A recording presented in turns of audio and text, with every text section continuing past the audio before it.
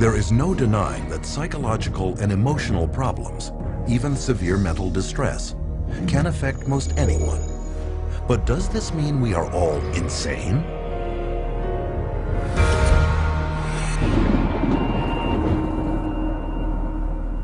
What causes psychological distress? Early psychiatrists thought it was an imbalance of the humors that could only be cured by bleeding patients with knives or leeches. Other psychiatrists believed mental problems came from organs like the tonsils, the stomach, and the spleen, and cut them out. Later were attempts to alter brain function, but these efforts also failed. Today, psychiatrists tell us that the way to fix unwanted behavior is by balancing brain chemistry with a pill. Did they get it right this time? They say you have a chemical imbalance of serotonin and dopamine, but there's never been a study to ever prove that, ever. It's just been indoctrinated into the culture and television advertising to the point where people now believe it is fact. Despite this lack of evidence, psychiatrists will tell you that psychotropic drugs are just like mainstream medical drugs. Can this be true? The answer is that unlike a drug such as insulin that corrects a measurable and proven imbalance in the body, psychotropic medications have no visible or measurable physical abnormality to correct. Here is evidence of a bacterial infection. Here is the psychiatric disorder, attention deficit hyperactivity disorder. Here is a broken arm. Here is major depressive disorder. This is a brain tumor. And this is bipolar disorder. Which raises the question, how can you medicate something that is not physically there? The answer is, you can't. And furthermore, because psychotropic drugs are specifically designed to get past the body's natural defenses and into the brain, they can upset the very delicate processes the brain needs to ensure the body runs smoothly. Every time you throw something into the system that's foreign to the system, you're creating imbalances elsewhere within the system. The body changes as a result of taking the medication, so when you stop taking the medication, the body's got to change back to the way it was before. If it can, because it can't always. And in doing so, it disrupts the whole system. This is what creates the sometimes serious side effects. Paxil was the drug that gave me insomnia. I would cry very easily on it, and I completely lost my appetite within the first 2 days of taking it. It didn't help me study, it didn't help me do anything. I didn't even want to do work because I was so sick. The psych meds didn't help me at all. They made matters, I'd say probably like 10 times worse for me, maybe even 20. Only now I was further impaired by the medications, and I started having car accidents. They put me on Zoloft, and it made me want to kill myself. And I realized that those drugs were just destroying me. Even when I was on them, I realized that they were destroying me. In spite of the crippling effects of their drugs, psychiatrists and drug companies have used them to create a huge and lucrative market worth billions. And they've done this by naming more and more of life's problems as medical disorders, requiring psychiatric treatment. For example, shyness becomes social anxiety disorder. Loss of a loved one, major depressive disorder. Homesickness, separation anxiety. Suspicion, paranoid personality disorder. Having ups and downs, bipolar disorder. Distractibility, ADHD. This is why it is almost impossible for anyone to see a psychiatrist today and not be diagnosed with a mental illness. And a diagnosis of mental illness means psychotropic drugs. When a patient goes into a psychiatrist's office and asks for help, probably 98, 99, maybe even 99.9% of people are going to receive a medication. And these medications have been estimated to cause over 700,000 serious adverse reactions a year and 42,000 deaths. Meanwhile, the psychiatric industry rakes in $1/3 of $1 trillion a year. The issue isn't whether or not people's emotional problems are real. They are. What we really should be asking is, how did psychiatrists convince people that these problems were signs of mental illness? How did they use these illnesses to create a demand by doctors and the public for psychotropic drugs? And how did these drugs, with no known curative powers and a long list of side effects, become the standard treatment for every problem in life?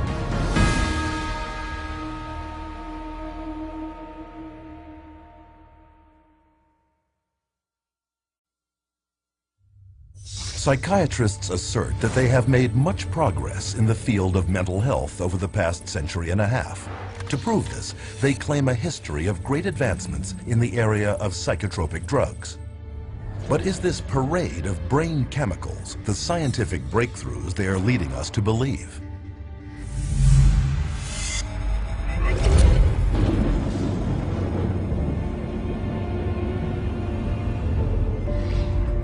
Modern institutional psychiatry has depended on psychotropic drugging since its earliest beginnings in insane asylums during the 19th century. During that period, psychiatrists functioned almost exclusively as attendants, promising to cure the seriously mentally ill.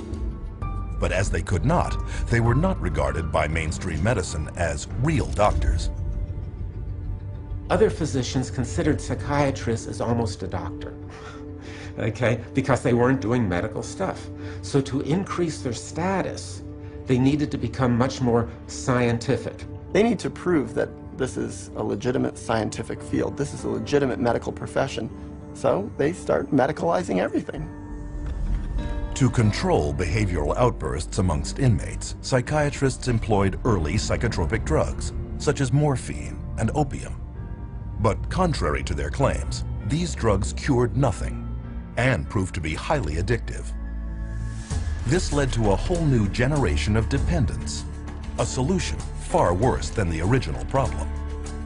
But the attempts to control objectionable behavior continued, and by the turn of the 20th century, phony cures for mental illness, such as heroin, could be found being peddled throughout the United States and Europe. Even psychologist Sigmund Freud played a major role in the creation of the cocaine industry in the Western world, writing many glowing articles promoting its use for spiritual distress and behavioral difficulties. Freud, as a psychoanalyst, he for a while was promoting cocaine as being a panacea for all kinds of problems. Freud later wrote, "The psychic effect of cocaine muriaticum consists of exhilaration and lasting euphoria, produced no compulsive desire to use the stimulant further." What Freud did not reveal was a significant conflict of interest involving two rival pharmaceutical giants, Merck and Parke-Davis, both paying him to endorse their respective cocaine extracts.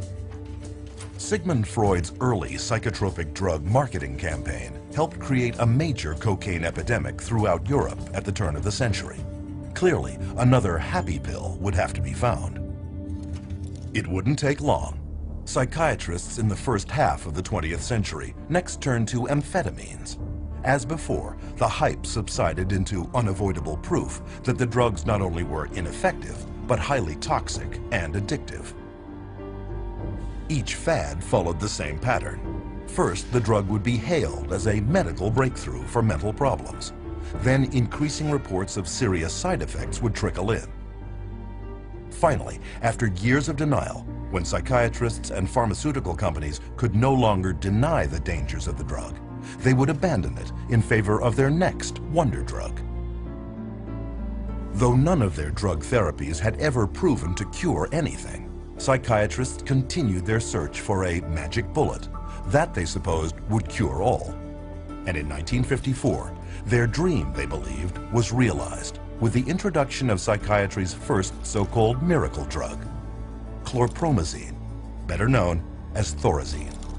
Originally designed and tested as a synthetic dye, then as an anti-parasitic in pigs, Thorazine was accidentally discovered to shut down human motor controls. One of the first papers promoting its psychiatric use stated, "The aim is to produce a state of motor retardation, emotional indifference, and somnolence." Thorazine was considered the chemical lobotomy. Instead of cutting off the frontal lobes of the brain, with an ice pick. You didn't have to do that kind of surgery. You could do it with a drug. Thorazine proved so lucrative in immobilizing patients exhibiting unwanted behavior that its maker, SmithKline & French, organized a major promotional campaign around the drug, including paying influential psychiatrists as speakers, organizing media campaigns, and even producing national television shows, a prelude to the mass drug marketing we see all around us today. Thorazine at that time was thought of as a miracle because it was able to reduce the symptoms of psychosis and schizophrenia at that time that they knew about it. It emptied all of the psychiatric housing units. The campaign was wildly successful. SmithKline & French's income soared by over 500% in the following 2 decades, with Thorazine supplying over a third of the drug company's revenues in 1970. Eventually, an estimated 250 million people worldwide had been on Thorazine and drugs in its class, 23% more than the entire population of the United States. The floodgates had been opened. SKF and the psychiatrists on its payroll had proved that through marketing, there could be big money in psychiatric drugs. But it wasn't long before Thorazine was revealed to have problems of its own.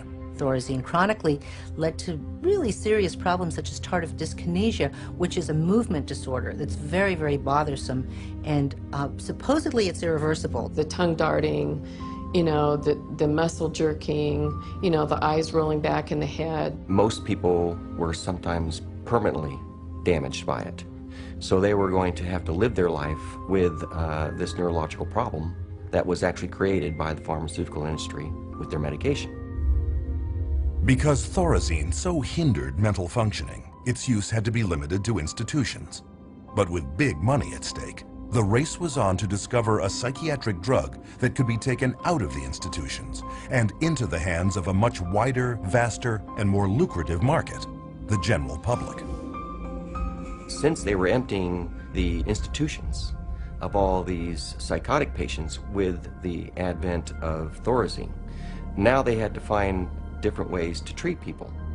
So what better way than to go into the community and have an office and bring in your everyday person, or your executive under high stress, or mama who's taking care of all the kids, and they needed some way to create a therapy for them. In 1955, that drug was approved. Its name was Miltown, the first of the so-called minor tranquilizers.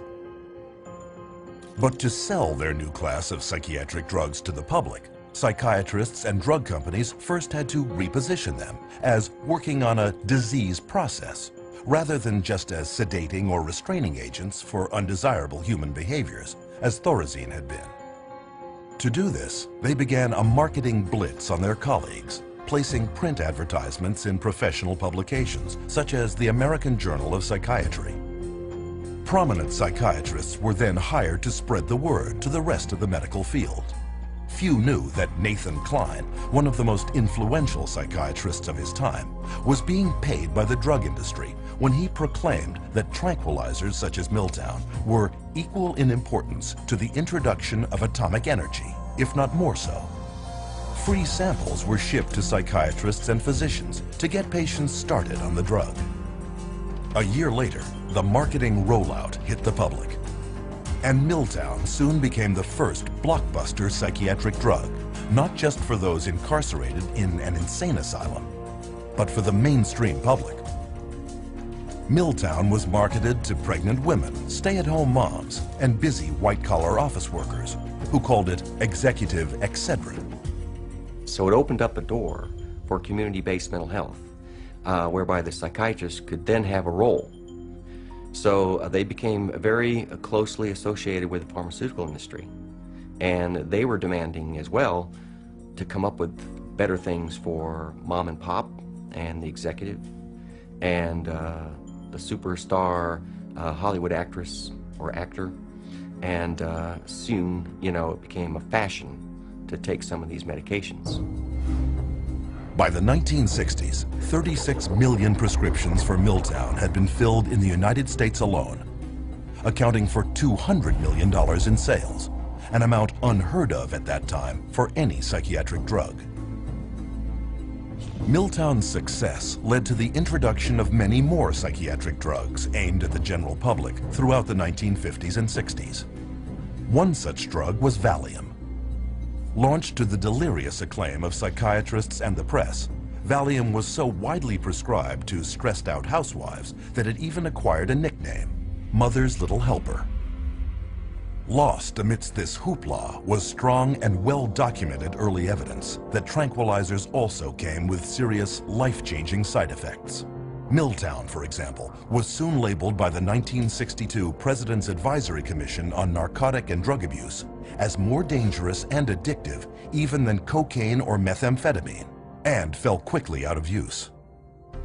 But the psychiatric community ignored these warnings. Pandora's box had been opened, and with their new pills, they were no longer caretakers of the insane. They were real doctors administering drugs to patients. And their backward logic was, if the drugs did indeed shut down mental symptoms, weren't they therefore addressing some physical disease in the brain? Within years, this reasoning enabled psychiatry to undergo a profound change. Psychiatrists were no longer caretakers, they were doctors. Mental complaints were no longer psychological, they were symptoms of disease. And to treat them, psychiatrists wrote them prescriptions. It's all about money. The use of writing prescriptions and having an income from people coming in and getting their prescriptions and this, that, and the other is what revived the psychiatric community. It was the thing that put them back where they were earning money again. Business was going so well that a group of prominent psychiatrists met in Puerto Rico in 1967 to lay out the expansion of psychotropic drug use for the year 2000. According to organizing psychiatrist Dr. Wayne O. Evans, psychomedication is now an accepted way of life, and the search for the just right pill has become the goal for many people. By the early 1980s, Valium had become the most widely prescribed drug of any kind in the Western world. In 1978 alone, nearly 2.3 billion tablets sold, enough to medicate 1/2 of the world population. The business of psychotropic drugging had gotten so out of hand that at a 1979 hearing on the use and abuse of benzodiazepines, one United States senator commented that the whole pitch appears to be to sell, market, sell, and market. But bigger things were yet to come. The next drug that became a rage was Prozac. And of course, Prozac was not for anxiety, but for depression. And all of a sudden, the diagnosis of depression starts multiply. The number of people who are diagnosed as being depressed starts multiplying substantially. Prozac was released amid great fanfare, with tales of miraculous recoveries, sick minds made well, and ruined lives restored. And all with almost no side effects or addiction, or so its manufacturer claimed. Many new antidepressants quickly followed, also pitching instant psychological relief with little downside. And with this, mainstream psychiatry abandoned psychotherapy for pharmacology forever. In a bold and effective marketing coup, the world was told that these new antidepressant drugs were not just for the depressed, but lifestyle drugs for a choose-your-mood society. But almost immediately, evidence emerged that claims of universal safety and effectiveness were far from the truth. The adverse side effects of this class of drugs includes things like sexual dysfunction, agitation, facial involuntary movements of the face.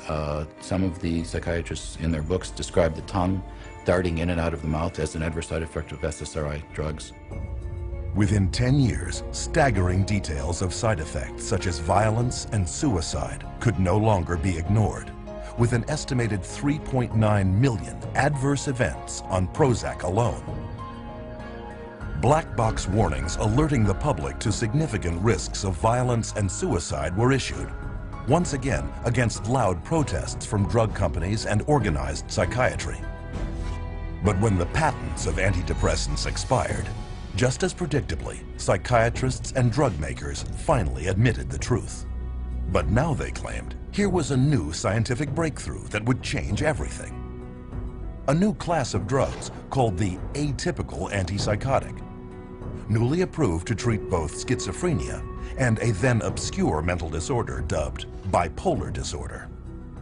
Suddenly, the diagnosis of bipolar disorder became the rage, with diagnosis rates soaring by thousands of percentage points in a matter of years.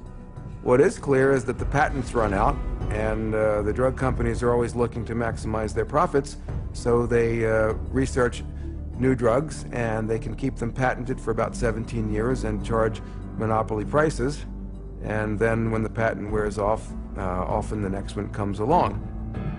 Soon, however, atypical antipsychotics, like all their predecessors, were revealed as having crippling and even deadly side effects, such as obesity, diabetes, and even heart problems, along with questionable efficacy and almost certain dependency. Pharmaceutical companies are trying to get away from the old style Thorazines and into the new antipsychotics, and we know that they're no better. So today's new and improved antipsychotic is no better than the old Thorazine, which was the miracle drug for psychiatry. Today, the same cycle continues, with breathless news coverage of new chemical treatments promoted as breakthroughs. Even hallucinogens such as LSD and ecstasy are now being tested for future psychiatric prescription.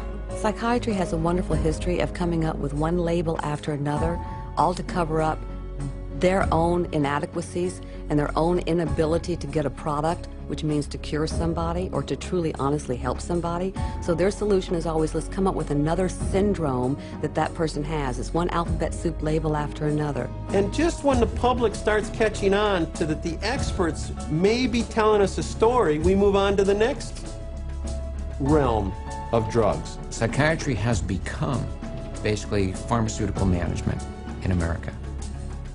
That's what psychiatrists do. If you went to a surgeon, you would expect to get cut. If you go to a psychiatrist, you expect to get medicated. That's what psychiatrists do. A century and a half later, two questions remain. Where is the science that backs psychiatry up? And how long will the public continue to be fooled by false hopes, hype, and outright lies?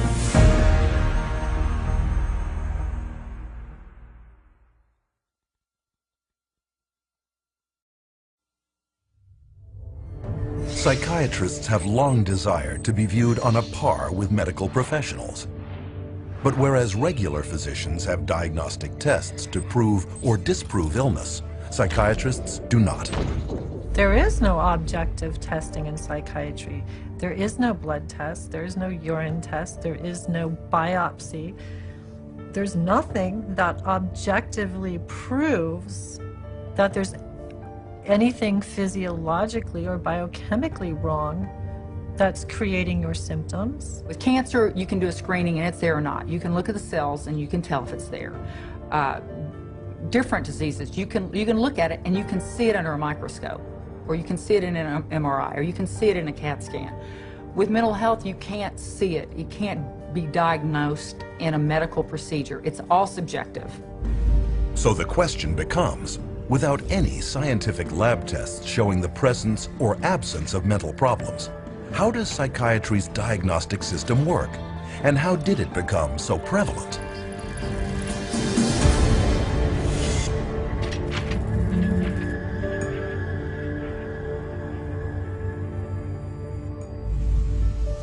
Psychiatry's search for scientific grounding has been going on for well over a century.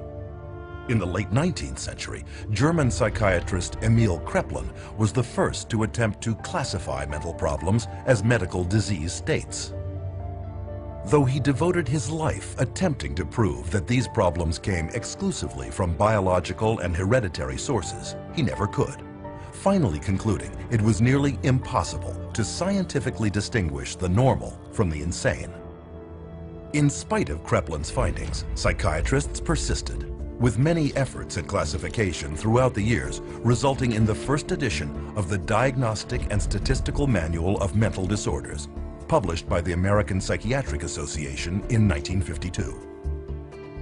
A small spiral-bound 130-page handbook, DSM-1 described 112 so-called mental disorders, based not on standard scientific procedure, but contributions from a write-in ballot mailed to 10% of the APA's member psychiatrists. With the release of its second edition in 1968, the DSM had now grown to 145 disorders. Still not based on any science, though packed with theories on the origins of its illnesses. But with the sudden surge in popularity of psychiatric drugs such as Miltown and Valium among the general public, the psychiatric community realized that a biological explanation to justify prescribing them had to be found. And they found it in a paper written by psychiatrist Dr. Joseph Schildkraut. Though he had no means of discovering what normal brain chemistry should consist of, Schildkraut theorized that mental problems might be caused by a biochemical imbalance of neurotransmitters in the brain. It's a great line, the chemical imbalance. There's no evidence for it. There is no way you can measure or document that such a thing occurs in the first place. There are no lab tests to see what your neurotransmitter levels are or how much you need and how off your balance is. Chemical imbalance sounds good, sounds scientific, but whereas, as we know, there isn't any way to measure what the balance is. There is no identifiable chemical imbalance in the human brain other than the chemical imbalance that comes from putting a medication in that brain. And so we've been sold that there's a chemical imbalance, but there's no science to back that up. Though Schildkraut was never able to prove his chemical imbalance theory, it was too late. The psychiatric community had already adopted the theory as a plausible-sounding medical explanation for the mental disorders listed in the DSM. But without a test confirming a chemical imbalance, psychiatrists were still bedeviled by a severe inconsistency of diagnosis. Not only that, but psychiatrists were often unable to tell the sane from the insane. This point was driven home in 1972 in the famous Rosenhan experiment, where a total of 8 perfectly healthy volunteers each presented themselves at a mental institution, claiming to hear voices in their head that only said the words empty, hollow, or thud. No other psychiatric symptoms were stated. The result, each of the volunteers, including Dr. David Rosenhan himself, was immediately committed into the institution. The moment we were admitted to the hospital, we abandoned our symptom, and we behaved the way we usually behave. The question was, would anyone detect that we were sane? The answer was, no. No one ever did.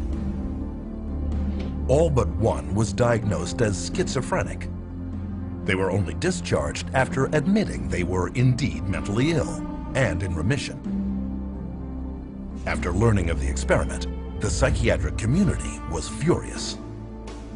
One hospital challenged Rosenhan to send in more volunteers, promising to catch every one of the fake patients. 3 months later, they proudly announced that of 193 patients presenting themselves, they had turned away over 41 who were pretending mental illness and considered another 42 suspect. The problem was, Dr. Rosenhan hadn't sent in a single person. 70 years later, Emil Kreplin's conclusion that psychiatry could not distinguish sanity from insanity had once again been proven correct. In his study, Rosenhan concluded, any diagnostic process that lends itself too readily to massive errors of this sort cannot be a very reliable one. It wasn't just the embarrassment of the Rosenhan experiment that caused psychiatry's leadership to take a new approach to diagnosis. With the rapid expansion in the psychotropic drug business, psychiatry underwent a seismic shift in the way it promoted mental illness. And the third edition of the DSM, spearheaded by psychiatrist Dr. Robert Spitzer, took a decidedly brain-based biological approach. Unlike its predecessors, the proposed DSM-3 assumed that mental problems derived from physical abnormalities of the brain. And instead of describing possible psychological causes for mental distress, DSM-3 would simply provide clinicians with checklists of symptoms. However, these descriptions were broad enough to apply to anyone at any time of life. With no science to back them up, these newly proposed disorders and the checklists that went with them were subject to intense negotiation, compromise, alteration, and heated debate. Psychiatrist David Schaffer, who attended the DSM-3 conference, observed, "People would shout out their opinions from all sides of the room, and whoever shouted loudest tended to be heard. My own impression, is coming straight from England, was it was more like a tobacco auction than a sort of conference." Many committees are established to determine what should and shouldn't go into the DSM, the current revision. And a lot of the committee activity is based upon, could be personal bias, political pressure, the trend that may be in vogue then, and other things that are non-medical. Well, in the DSM, I mean, they vote in diseases. I mean, they get together, the panel of psychiatrists look and decide, is this a disease or is this not a disease? How many of you agree this should be a disease? They have a show of hands. They said 20 people in the room, 12 vote for it, 8 vote against it. Bingo. They have a disease. Tell me that that's science. One psychologist reported that during discussions of the proposed criteria for masochistic personality disorder, Spitzer's wife protested about one symptom of the disorder, to which Spitzer responded, "Okay, take it out." Scientific or not, once a disorder is voted into the DSM, it is very hard to vote it out. On rare occasions, however, this too has occurred. Homosexuality, a mental illness according to DSM 1 and 2. After gay rights activists picketed their 1973 convention, the American Psychiatric Association buckled to political pressure and decided by a mail-in ballot of its member psychiatrists to remove it from DSM's next edition. What happened? It wasn't like, there's some objective evidence that at one point it was a disease and we cured the disease and now it's a lifestyle choice. No, it was cultural. We became more liberal in this country and decided, okay, it's fine. Whereas, 50, 100 years ago, it wasn't fine, there's a problem. That's not medicine, that's something else. And the psychiatrists who wrote the DSM-3 knew it, as Robert Spitzer would admit to the BBC many years later. What happened is that we made estimates of prevalence of mental disorders totally descriptively, without considering that many of these conditions might be normal reactions, which are not really disorders. That's the problem. But instead of learning from their mistakes, the American Psychiatric Association published the DSM-4 in 1994. And it was even bigger, with 374 different diagnoses amongst its 886 pages. The new edition more than tripled the number of mental illnesses listed in the DSM-1. This rapid expansion in the number of psychiatric diagnoses may not help the patient, but it benefits many others. Once a diagnosis has been created, it enters the professional curricula. Specialists emerge to treat it. Conferences are organized around it. Research and publications cover it. Psychiatrists formulate their patients' symptoms to correspond to it, and drugs are prescribed for it. The DSM, in short, was no longer a manual, but a full-fledged industry. The DSM, although it is our Bible, it becomes the Bible and it becomes tantamount to, the tablet coming down from Mount Sinai, not just for psychiatry and psychology, but for insurance companies, for the legal profession. It comes into play as far as sentencing. It comes into play as far as custody decisions. So non-scientific information is used to make some radical, life-altering or life-ending decisions. The danger of all these psychiatric diseases is that anyone walking the earth today could be labeled as having a mental illness. Using the DSM, psychiatrists at Harvard University have declared that half of everyone on Earth will be mentally ill in their lifetime. One prominent Harvard psychiatrist, Dr. John Rady, goes a step further, arguing no one is truly normal. Though the American Psychiatric Association has quietly acknowledged the lack of evidence for Joseph Schildkraut's chemical imbalance theory, the claim is still flogged in the media and passed on to patients every day. And although you are not likely to hear it in the general media, psychiatrists readily admit that the disorders listed in the DSM have no proven pathology and therefore cannot be called medical diseases. If you were to be confronted with someone saying that the DSM is not backed up by science, what do you have to say about that? Oh, I would say that they're entirely right. No, the DSM is not science. I think there are non-scientific elements, political aspects of it that influence it. Yeah, absolutely. DSM-4, this is still far away from science. The DSM system is far from perfect, but it's the best we have. DSM stands for diagnosis as a source of money. It brings in a lot of money. Nonetheless, the next edition, DSM-5, is in the planning stages and is due to be published in 2012. And this time, the negotiation for the next new psychiatric diseases is being held in secret. But we do know some of the new disorders under consideration. One is internet addiction disorder, originally presented as a joke in a 1997 New Yorker article. Regardless, it is now claimed that 25 million people may qualify as compulsive surfers. Other disorders contemplated for DSM-5 include compulsive shopping disorder, binge eating, apathy disorder, parental alienation syndrome, relational disorder, intermittent explosive disorder, road rage. All potential disease categories with psychotropic drugs waiting to be assigned to them. According to the APA, 19 of the 27 psychiatrists on the top panel deciding on what illnesses to include in the next edition of the DSM have financial ties to drug companies. The situation got so bad that the architect of DSM-3, Robert Spitzer, and DSM-4 editor Alan Francis went public, warning the APA might well be accused of a conflict of interest in fashioning DSM-5 to create new patients for psychiatrists and new customers for pharmaceutical companies. But the psychiatric community has decided not to address this issue, and for good reason. Today, psychiatric drugging rakes in over $80 billion a year for pharmaceutical companies.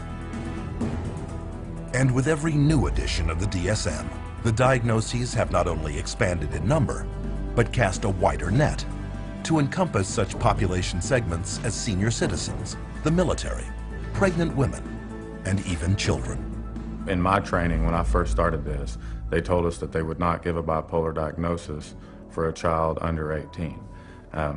These days, I see children diagnosed with bipolar disorder at 5 and 6 years old. A 2-year-old can be throwing a temper tantrum and then stop and be fine. Anybody that's a parent has seen that happen. That doesn't mean they're mentally ill. It means they're 2-year-olds. How can you even diagnose a 2-year-old as a bipolar disorder? I mean, how can you diagnose anybody as a bipolar disorder if you want to look at it that way? Because there is no such thing as bipolar disorder, not from a medical standpoint. It's not like you can find a cell in a person that shows that they have bipolar disorder. It's not like they have a fever or run a temperature, like if they had a physical illness. This is a behavioral definition only.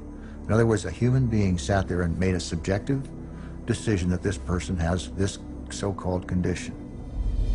Today, nearly 1 million children are diagnosed as bipolar, making it more common than autism and diabetes combined. In 2007, 500,000 children and teenagers took at least one prescription for an antipsychotic, including 20,000 under the age of 6. Antipsychotic drugs, powerful chemicals designed originally for only the most seriously mentally troubled, are now a $22.8 billion industry. If you spent days reading the newest DSM, you would be able to diagnose every human being that you ever saw. And with the diagnosis come to treatment. The DSM most definitely helps in the prescribing of drugs. It legitimizes the process of pulling out the prescription pad, because here is this disease entity. The disease entity is addressed with this medication. And the DSM is in the service of making things reductionist into very simple, simplistic ways of looking at things. That makes it easier for the pharmaceutical company to create a medication for. The only thing that we've left out of that equation is the person. And the average person is completely unaware that psychiatric diagnoses are not medical, but merely voted on behaviors. Which leads us to our next question. How do psychiatrists take these invented disorders and get people to believe they have them?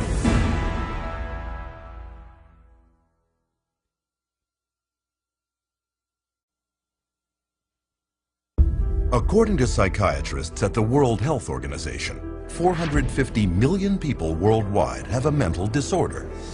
3 times the metropolitan populations of Tokyo, New York, Los Angeles, London, Paris, Mexico City, Mumbai, Milano, Madrid, Toronto, Washington, Athens, Melbourne, Hong Kong, Singapore, Rome, and Berlin combined. Are there really this many mentally ill? Or is this just a case of good marketing?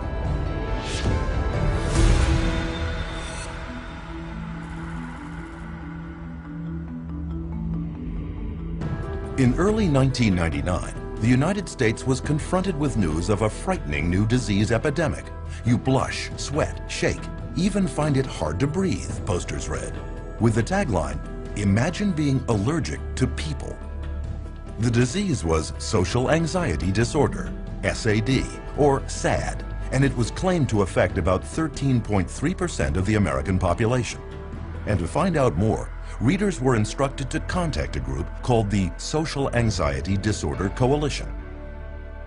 What the public was not told was that both the coalition and the campaign were created by a public relations agency and bankrolled by a drug company.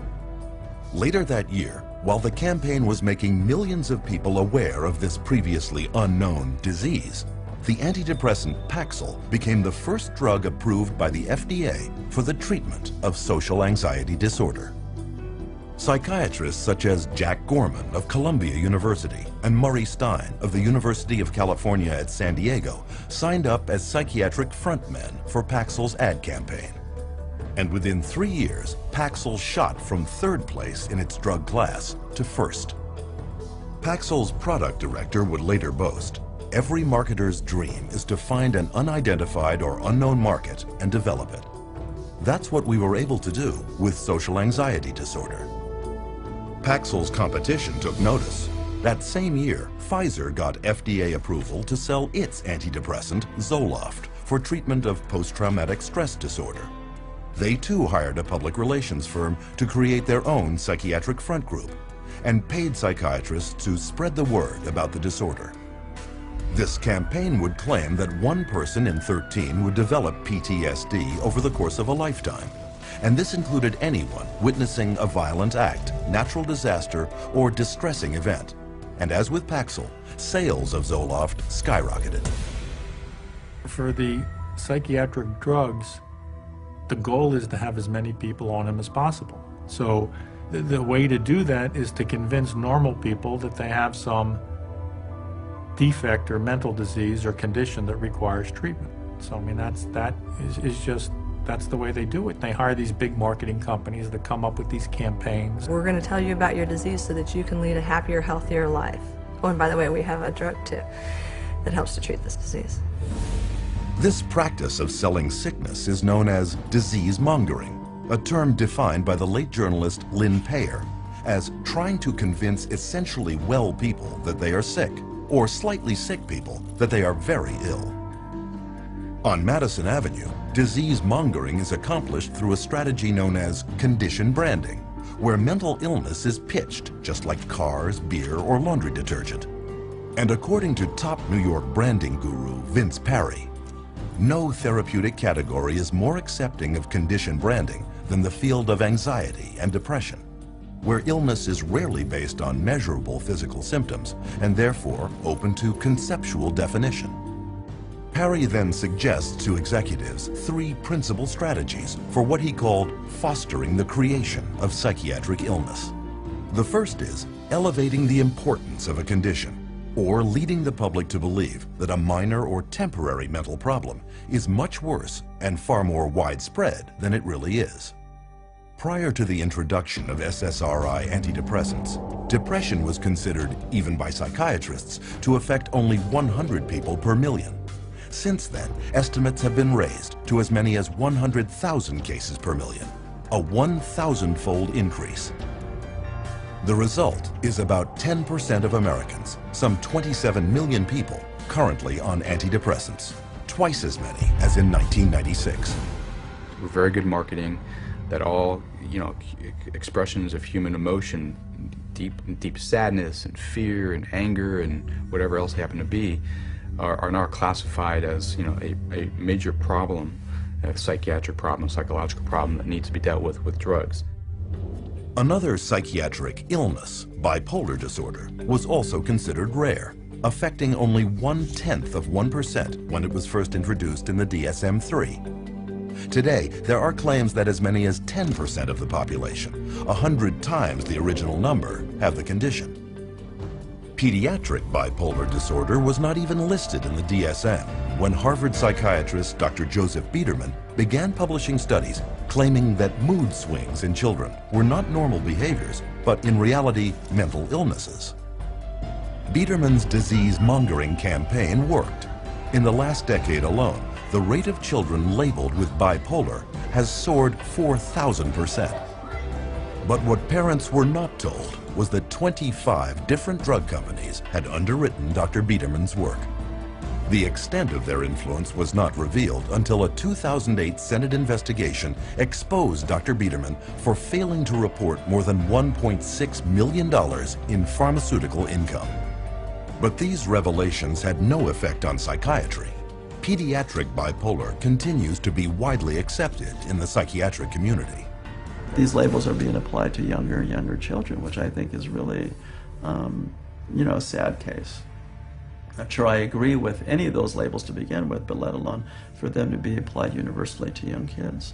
This idea that childhood itself is a psychiatric disease is simply based off some completely unsubstantiated idea that got printed in the psychiatric manual, and there's no science behind it whatsoever.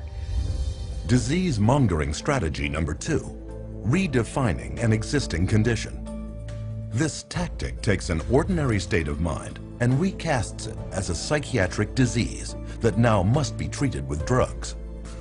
Case in point, the winter blues, a common mental condition related to the lack of sunlight during winter months, but redefined by psychiatrists as seasonal affective disorder, a psychiatric disease requiring psychiatric treatment.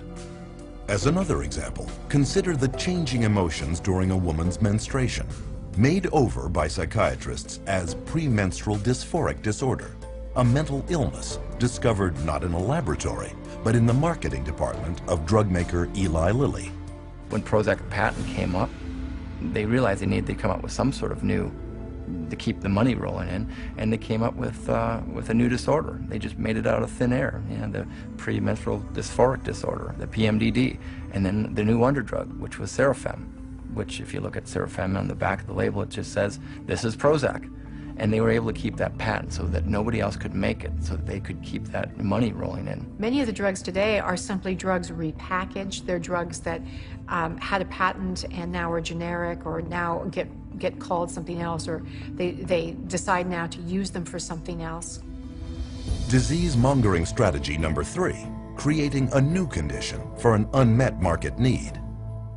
Example, compulsive shopping disorder, publicized by psychiatrist Dr. Jack Gorman. In Gorman's public appearances, a recent study was cited that claimed that as many as 20 million Americans, 90% of them women, could have the problem. What he did not reveal was that the study was funded by Forest Laboratories, maker of the antidepressant Celexa, and that he was a paid consultant to at least 13 pharmaceutical firms, Forest included. Most consumers have never heard of the concept of marketing of disease for profit, but to those in the advertising and drug industries, it is well known. A 2005 Reuters Business Insight report, written for drug company executives, notes that the ability to create new disease markets is bringing untold billions in soaring drug sales, and that the coming years will bear greater witness to the corporate-sponsored creation of disease. If I can't get along with my husband, take a drug. If I'm feeling a little depressed, take a drug. If I can't study properly, take a drug. We've become a fast food, what I call a fast food, fast drug society. One might then ask, is anyone questioning this rampant increase in extremely questionable and scientifically unproven mental diagnoses? In April 2006, the British Medical Journal inadvertently found out when they published a groundbreaking study announcing a newly discovered psychiatric disease, motivational deficiency disorder, or MODED. Characterized by lethargy and an unwillingness to work, MODED was claimed to affect millions. But when media outlets around the world uncritically broadcast the news, the journal told the truth. The study was part of their April Fool's Day edition. But the joke made its point. Disease mongering works. Even people without any mental illness at all can be deemed at risk and recommended drug treatment. One study published in the Journal of the American Medical Association urged all stroke victims to take an antidepressant to prevent depression, whether they were depressed or not. It was later discovered that its authors had an undisclosed financial relationship with the maker of the antidepressant Lexapro. Preventive drugging is the wave of the future. As one expert noted, there is an apparently limitless amount of money to be made from marketing pharmaceutical remedies for diseases, and even more from remedies to reduce risk factors for disease. And of course, every time they come out with a new mental disorder, then they come out with a new drug to counteract it. At least to me, it seems like nothing more than a marketing ploy. There are certain executives in the pharmaceutical manufacturers that have stated that one day in America, every person will be on drugs, healthy or not. With these clever disease-mongering campaigns, 100 million people worldwide are currently on psychotropic drugs. And as a result, the psychotropic drug industry is grossing over $150,000 every minute. Observed one consumer advocate, you can sell hundreds of millions of dollars worth of a drug, even a bad drug, if you have the right marketing campaign. Which leads us to our next question.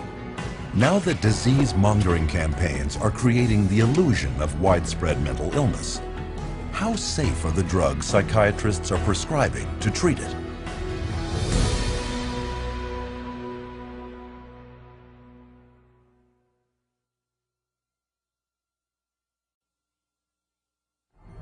In modern psychiatry, psychotropic drugs have become the weapons of choice. But are they as safe as we've been led to believe?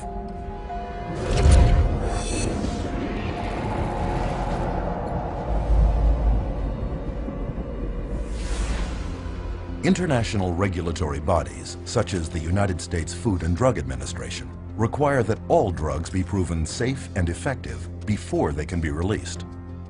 To accomplish this, pharmaceutical companies must conduct thorough and exacting clinical trials that prove the safety and efficacy of their drugs prior to marketing. At least, that's what's supposed to happen. But underneath the public relations veneer, claims of psychotropic drug safety by psychiatrists and drug companies are far from the truth.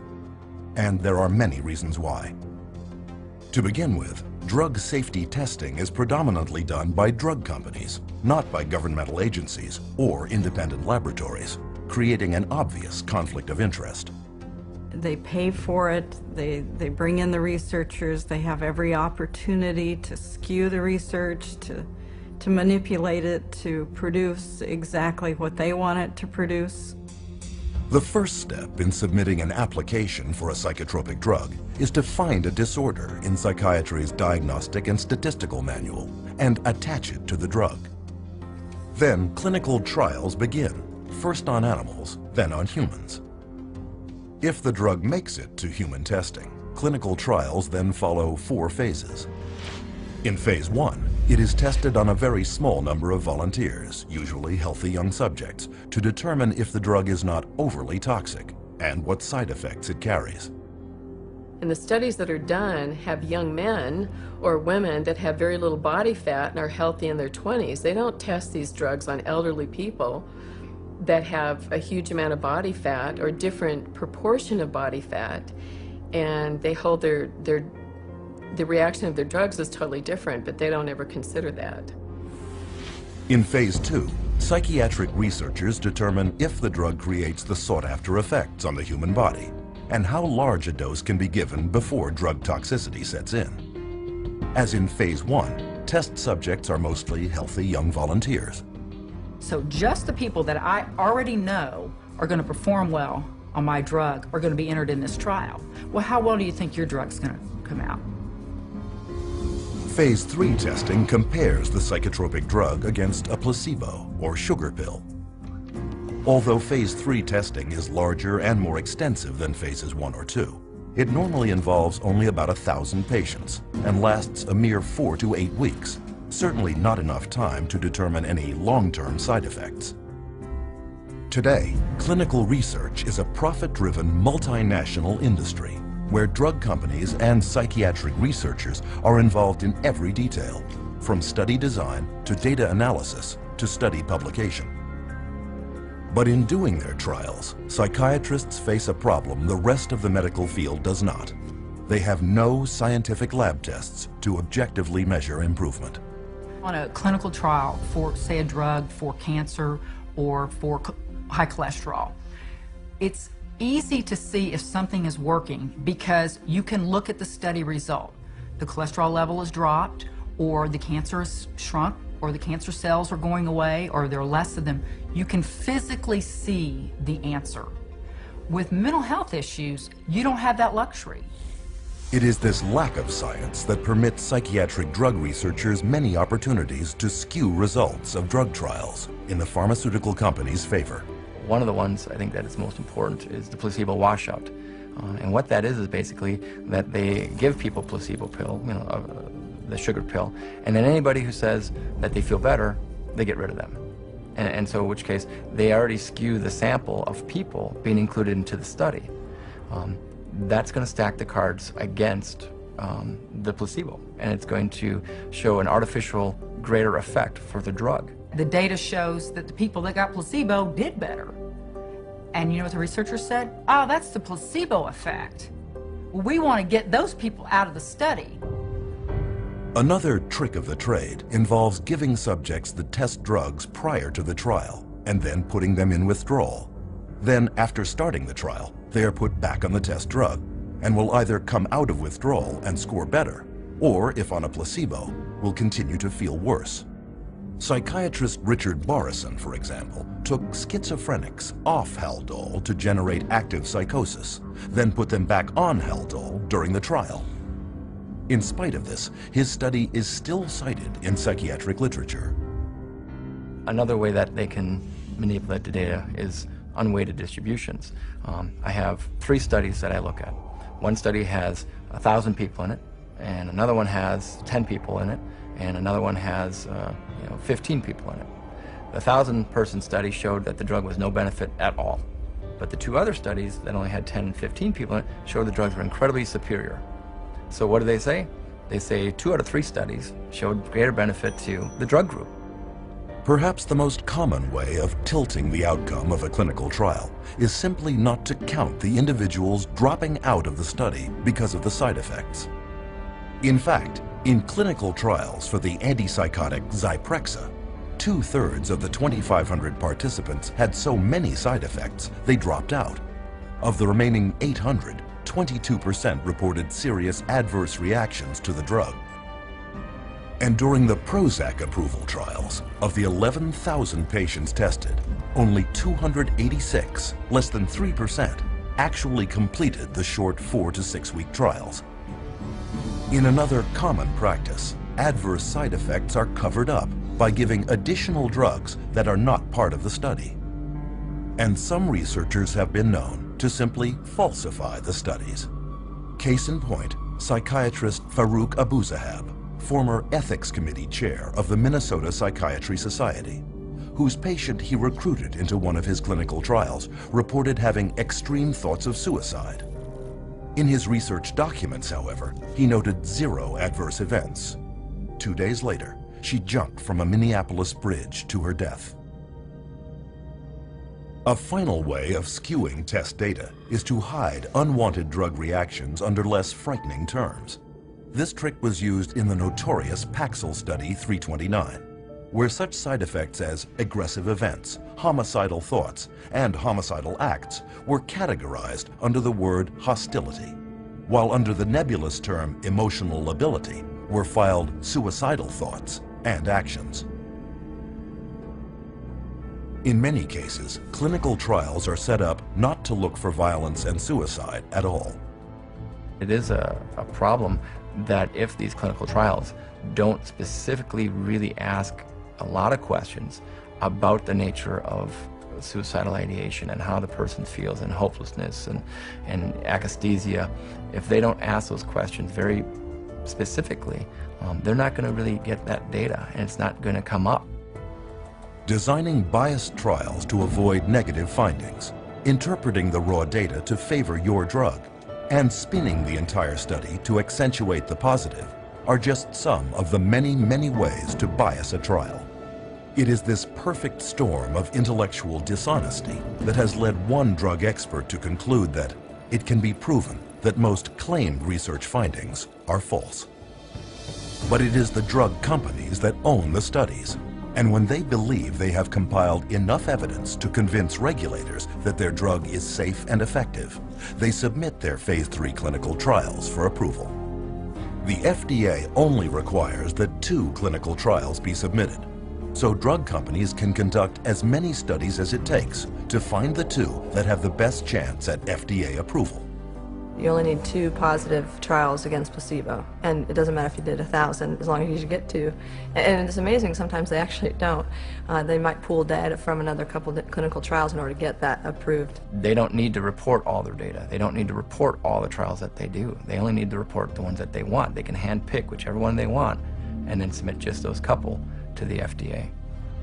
As FDA Director of the Division of Neuropharmacological Drug Products, psychiatrist Paul Lieber complained, the sponsor could just do studies until the cows come home, until he gets 2 of them that are statistically significant by chance alone, walks them out, and says he had met the criteria.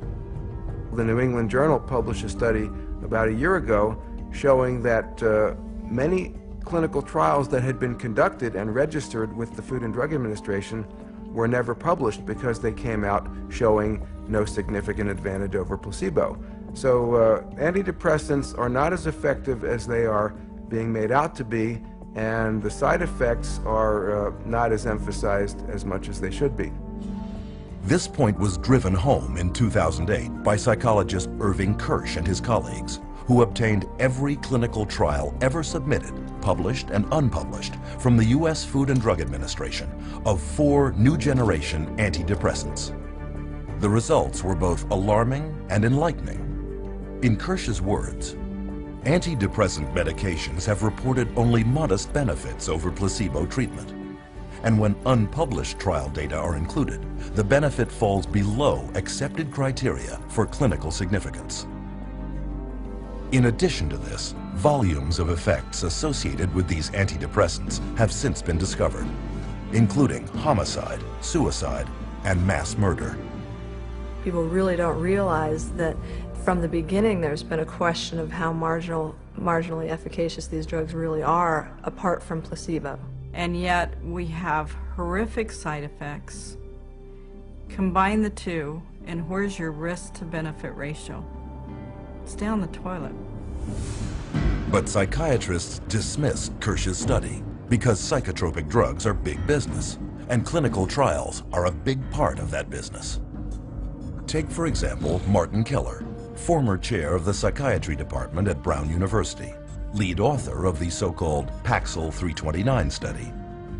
This clinical trial, which tested hundreds of children on the antidepressant Paxil, found that the drug was generally well tolerated and effective, which in scientific terms is glowing praise. And the study's list of co-authors 22 of the most prominent key opinion leaders in psychiatry. I mean, that was a lot of people, but they were the who's who of psychiatry, and this was going to be a publication that I think, you know, took them, you know, into the end zone on getting their approval for kids. With the FDA's blessing, Paxil became a blockbuster in the child and adolescent market, with sales of $55 million in 2002. It wasn't until the New York State Attorney General's office sued in 2004 that the truth finally came out. The raw data showed that not only was Paxil no more effective than placebo, but the young patients on Paxil were 6 times more likely to have suicidal thoughts. In fact, this data also revealed that 11 of the 93 children on the study developed serious side effects, of whom 7 had to be hospitalized. But according to Keller's own administrator, many of those children were either dropped from the study or coded as non-compliant to avoid having to be counted. While admitting no guilt, the drug company settled out of court for $2.5 million, less money than Paxil was grossing every 7 hours. Hundreds of civil suits followed, but when Dr. Keller, as lead author of the Paxil 329 study, was deposed by attorneys, he would not admit to much. I can't remember exactly what I said. I don't remember anything specific about any of these meetings. If my name wasn't on the top, I wouldn't remember ever having seen it. If I saw them, I don't remember. The answer is, I don't remember. I don't recall if I was. I don't recall asking him, which isn't to say that I didn't. I want to pick up on the question Mr. Coffin asked you about the 5-fold increase of the Paxil kids experiencing suicidality over the placebo kids. You recall those questions? I do. And you said that you weren't particularly aware of that, except for with regard to a manuscript that was sent to you in confidence by GSK. Correct. That actually is not correct, though. I mean, this was an issue that had been presented to you by a number of different reporters that you personally responded to. Is that correct? I don't remember. How could Dr. Keller have known so little about the drug study of which he was lead author, and which he himself used to promote Paxil for children in prominent medical journals and conferences? The ultimate publication of Study 329 was ghostwritten by an agency hired by GlaxoSmithKline, and eventually they, after the manuscript was written, they put Martin Keller's name on it as an author. You know, there again, and maybe you can tell me where I can find it in the paper. No, I'm asking you if you were aware. I don't remember the specifics. And then we finally showed him a document from GlaxoSmithKline where GlaxoSmithKline says that the study was entirely flawed. It was a complete failed study, and it certainly didn't show that Paxil was remarkably efficacious for treating children and adolescents in depression. Can you read that into the record, please? Essentially, the study did not really show Paxil was effective in treating adolescent depression, which is not something we want to publicize. We asked him, with that information now, you know, how can you tell us that it would be okay and safe to give a kid Paxil? And he couldn't answer the question. He sat back, he put his head in his hands, and for, you know, the longest 2 minutes sat there silent.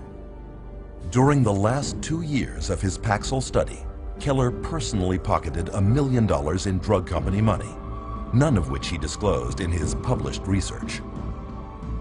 When people look at the field of psychiatry and they hear all these reports in the New York Times and Boston Globe, and they see this psychiatrist or this psychologist, you know, took money and didn't disclose it,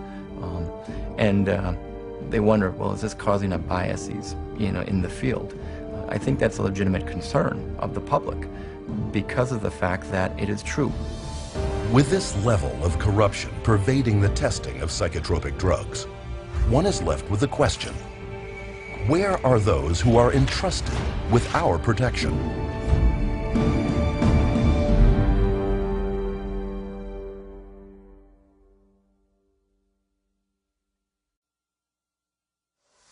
Government regulators are supposed to watch out for patients' welfare.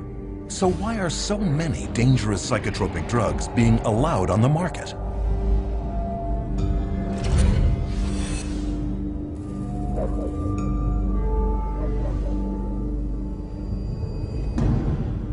At one point, the U.S. Food and Drug Administration was considered the gold standard in drug safety. But this is no longer the case with psychotropic drugs, where psychiatrists and drug companies have virtually taken over the approval process.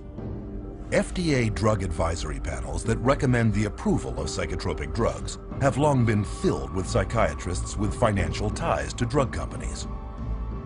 One study showed that 92% of FDA advisory meetings in the last decade included at least one member with conflicts of interest. In response to the accusation of conflict of interest, the FDA says that they have tried to find mental health experts without drug industry connections, but can't locate any. To solve this, they issue waivers, where a psychiatrist is allowed to sit on a psychotropic drug advisory panel, despite having a financial conflict of interest of up to $50,000 a year with drug companies. The advisory panels that review drugs, most of these people are direct recipients of money from usually the drug under study, the company that's submitting the drug, and they waive the conflicts most of the time. So it's pretty pervasive, and it's quite insidious. Full waivers have been granted to the following participants: Dr. Andrew Leon for his role as a member of a data safety monitoring board for an affected firm. He receives between $10,001 and $50,000 per year. Dr. Bruce Pollock has been granted a limited waiver for his activities on an advisory board and speakers bureau for an affected firm in which he receives less than $10,001 per year. Ms. Jean Bronstein for her ownership of stock and a bond in an affected firm in which the value falls between $50,001 and $100,000. You could be paid massive amounts of money by the drug companies, you know, in this sense, and then turn your head here and then say, okay, now I'm going to review the drug. And that huge conflict of interest was not to be discussed. In fact, they didn't want people putting it out there. That was the policy. So they still allow it. They still allow that conflict to continue. But now it's meant to, you know, I guess they're supposed to acknowledge if there's a conflict of interest. But acknowledging the conflict and getting rid of the conflict are two different things. The revolving door between government, academia, and the drug industry is one of psychiatry's worst-kept secrets. There's a revolving door, FDA and drug, FDA and drug. So we have a system where those institutions that people trust, want to trust, would like to trust, are truly untrustworthy. Case in point, Daniel Troy, a former drug company lobbyist who was then hired as general counsel for the FDA, where he filed legal briefs in favor of drug companies and against drug victims. He was the drug lobbyist lawyer, and then he became the general counsel of the FDA. I mean, they talk about having the wolf watch the chickens. After leaving the FDA, Daniel Troy went back to the drug industry, where he is now Senior Vice President and General Counsel for pharmaceutical giant GlaxoSmithKline. This is the atmosphere under which psychiatrists at the FDA give drug makers approval to sell psychotropic drugs. But the clinical trials are not supposed to end here. There is one final stage of testing to go, Phase 4. Phase 4 requires that drug companies track the adverse side effects that will undoubtedly occur in the general public, well beyond the very small samples of Phase 3. The sheer number of side effects that will now emerge has prompted one advocacy group to warn that most drug safety problems will not show up until the drug has been on the market for at least 7 years. The meds are not tested long-term before they get approval from the FDA. The studies tend to be a matter of weeks or a few months, but nothing looking at over the years. And the data that's coming in now from Europe and also in the United States is that the side effects are deadly. Instead of serving a safety function as post-marketing surveillance, Phase 4 clinical trials are now being recast as post-marketing research and repurposed into a means of testing psychotropic drugs for additional psychiatric disorders. Take Zoloft, FDA approved in 1991 to treat major depression. Since then, it has also been okayed to treat obsessive-compulsive disorder, post-traumatic stress disorder, premenstrual dysphoric disorder, panic disorder, and social anxiety disorder. In 2005, the last full year before it lost its patent, Zoloft grossed $3.3 billion. And as with other psychotropic drugs, much of that is pure profit.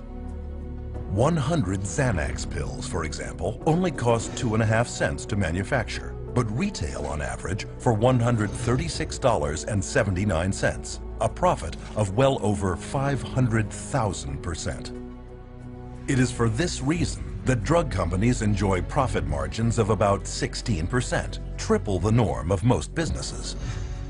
In 2006, drug companies' CEOs of the 10 leading drug companies were paid an average of $18 million a year, almost 400 times the median household income of the average American family. Investors also love pharmaceutical companies producing psychotropic drugs, since psychiatrists never prescribe them to cure mental problems, but to manage them, often for a lifetime. And lifetime customers have a huge impact on the bottom line. As one stock analyst famously commented, the first disaster is if you kill people. The second disaster is if you cure them. Pharmaceutical company stock has been one of Wall Street's most consistent winners and is widely considered one of the most profitable investments one could make. In 2002, the total profits of the top 10 drug companies in the Fortune 500 exceeded the combined profits of the other 490 businesses. And a downturn in pharmaceutical stock prices would constitute major losses for investors throughout the world, and investments must be protected. With so much money at stake, is it any wonder that stockholders are never told the truth about the drugs they are investing in? They are unaware that FDA approval does not guarantee drug safety, and that the clinical trials justifying that approval are frequently based on falsities and deceptions. But once the drug is approved, the next challenge is, how do you convince prescribing physicians that these drugs are truly safe, effective, and carrying few side effects when the drug company's own trials prove that this is not the case?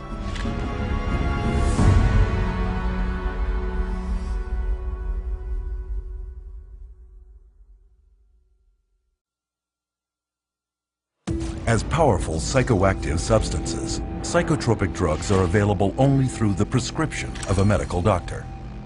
So how did psychiatrists and drug companies succeed in convincing millions of doctors to prescribe them to hundreds of millions of people?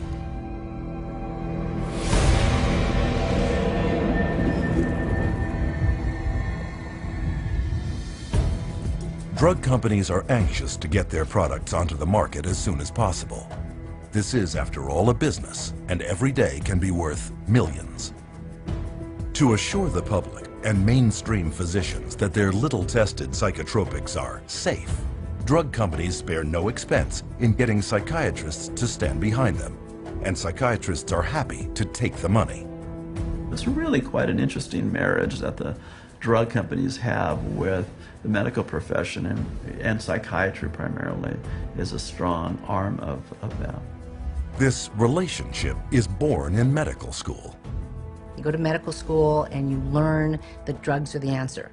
And then you go into residency and you're told about this whole armamentarium of psychotropic drugs, and if somebody's bipolar, you use this whole group of drugs. If someone's depressed, you use these drugs, and so on. And that is the Bible. And when you're a believer, as psychiatrists are, in the Bible of psychiatry, or in that box called psychiatry, you're not likely to stray unless you begin to think for yourself. And once out of medical school, many of these true believing psychiatrists are recruited by drug companies and groomed to be spokesmen. They know then who are the psychiatrists who are most easily influenced, and they can then invest in those doctors, take those doctors to whatever fancy resort to be educated about the latest, newest med, and those people then become the experts. They go and give the talks at the medical dinners, at the fancy restaurants, or at the drug-sponsored symposia at the American Psychiatric Association. They become the teachers in the residency training programs. Once these so-called key opinion leaders have canvassed the psychiatrists in their area, they then bridge over to mainstream physicians to convince them to prescribe psychotropic drugs. So you have the psychiatrists coming in now and teaching at an OBGYN convention where they'll give papers there, or they'll, designed to address GPs and teach the GPs how to look for and diagnose these diseases and these illnesses. And again, the psychiatrist they're the ones who are going to know. Like in the medical profession, most of the doctors will say, well, these guys are the specialists in the field. I'm going to listen to how they want me to do this so that I can do it in my own practice, and they'll follow that lead and that influence, all funded by the drug companies. Indoctrinating physicians begins at medical conferences like these, where government-mandated continuing medical education, or CME, courses are taught. I'm required once a year to have so many units of postgraduate training, and so I have to go to get my hours by approved training centers that the state recognizes, and those approved training centers are run by the drug companies. But far from being educational, these conferences are frequently produced by professional medical education firms hired by drug companies. And their psychotropic drug seminars are commonly conducted by drug company paid psychiatrists who can be paid up to $2,500 for a single lecture. Most of the continual medical education conferences and courses are sponsored by pharmaceutical companies, and so I can guarantee you they're not going to have doctors talking about the risks of using their medications. The purpose of these conferences is clear. As one of the medical education company's marketing materials reads, whatever combination of audiences you need to motivate in order to exert maximum leverage on the marketplace, we can help you identify them, reach them, and influence their behavior. As a marketing strategy, CME works. In one study, prescription rates of doctors following medical education conferences went up 87% for one drug and 272% for another. Not surprisingly, the pharmaceutical industry now spends up to $1 billion for 371,000 such events every year. And as long as they're making money, they're going to do everything they can to subsidize medical education, medical journals, postgraduate medical education, including the educating of psychiatrists, to use as many drugs as possible. And the psychiatrists paid to give these talks make out very well. Case in point, Dr. Charles Nemiroff of Emory University.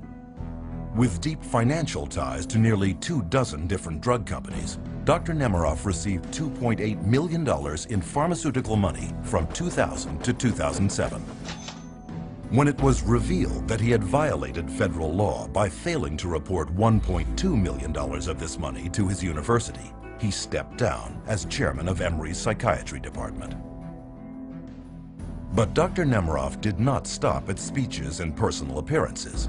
He was also exposed for having financial ties to a company whose medical device he reviewed favorably in a psychiatric journal he himself edited. On another occasion, he hired 14 Emory University colleagues to write articles for a special supplement of the medical journal celebrating the 5th anniversary of the introduction of the antidepressant Effexor. Nemiroff's journal is one example of a very large problem.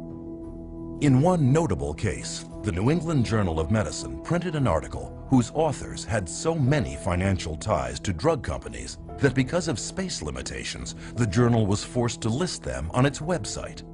Printed out, these financial conflicts covered 3 single-spaced typewritten pages. But it goes further. In many instances, respectable journals have been fooled into publishing studies written by drug company ghostwriters, but falsely credited to prominent psychiatrists who are paid up to $20,000 to put their names on it. The pharmaceutical industry has set up companies that are educational companies, and they create papers subpoenaed evidence has found these papers where on the top it'll say author ?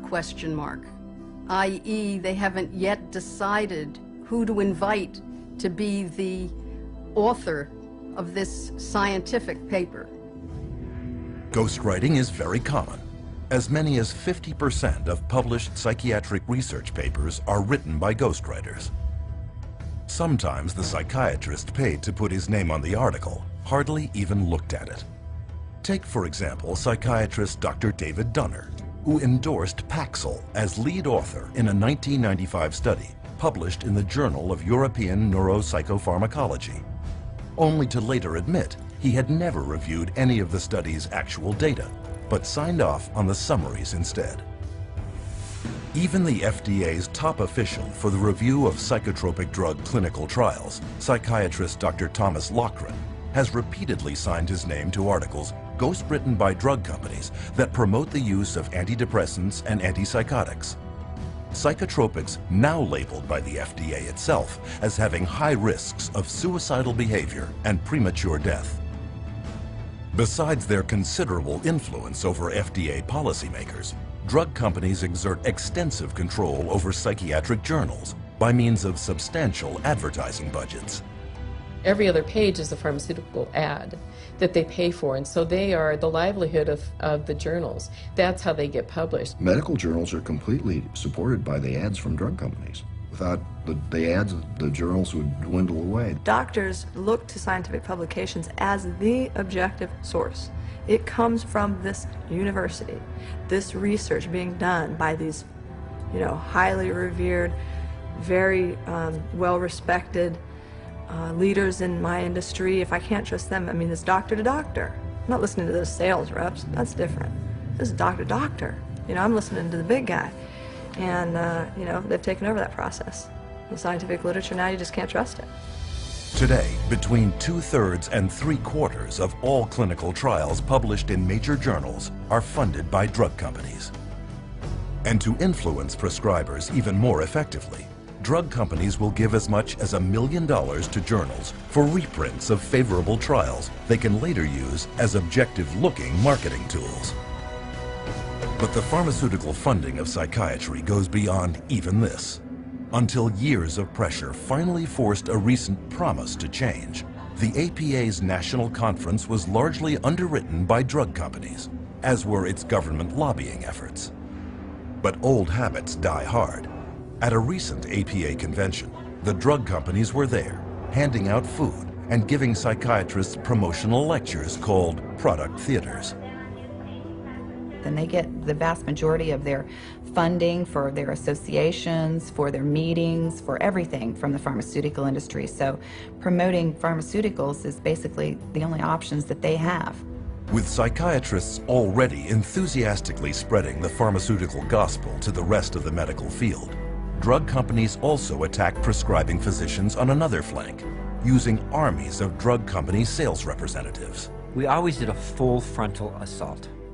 So we always came in, our product's the best. Our product's the best, our product's the best. Are you gonna write it? Are you gonna write it? Are you gonna write scripts? This was kind of our mentality. My job and my pay was based solely on my ability to push drugs through my territory. So if I wasn't moving enough prescriptions, if I wasn't moving enough pills through my territory, I was at risk of being fired, and on a lesser level, I wasn't making the bonus money. The bottom line for you was it was a business, you got paid, and you had to get as many prescriptions as you needed that doctor to write, and you did it however you could. One way to get people onto psychotropic drugs is through free samples. These are not provided by psychotropic drug makers out of a sense of charity.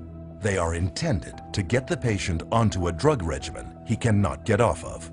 Samples sitting on a shelf encourages a doctor to give that drug away and then to write an accompanying prescription for that, which will be later filled at the pharmacy. And that's what doctors wanted, to be able to not only have the samples, but give them to their friends, their family, lots to the patients, because they know if they gave the samples, you had a higher incidence of being able to prescribe, the doctors would prescribe your product. You're getting the physician comfortable with the drug, and you're getting the consumer comfortable with the drug. So let's say when the trial's over and the free drug's gone for the trial, what's the doctor going to do? Is he going to write a prescription of another product? Not if the patient's doing fine. You never want to rock the boat. The industry and the companies fully understand that if you can get those drug samples into a doctor's hand, you're going to be able to get prescriptions out of that doctor. They're actually a very effective marketing tool, and there's quite a large percentage of the marketing budget that goes into the distribution of samples. In 2003, pharmaceutical sales reps handed out $16.4 million worth of free samples.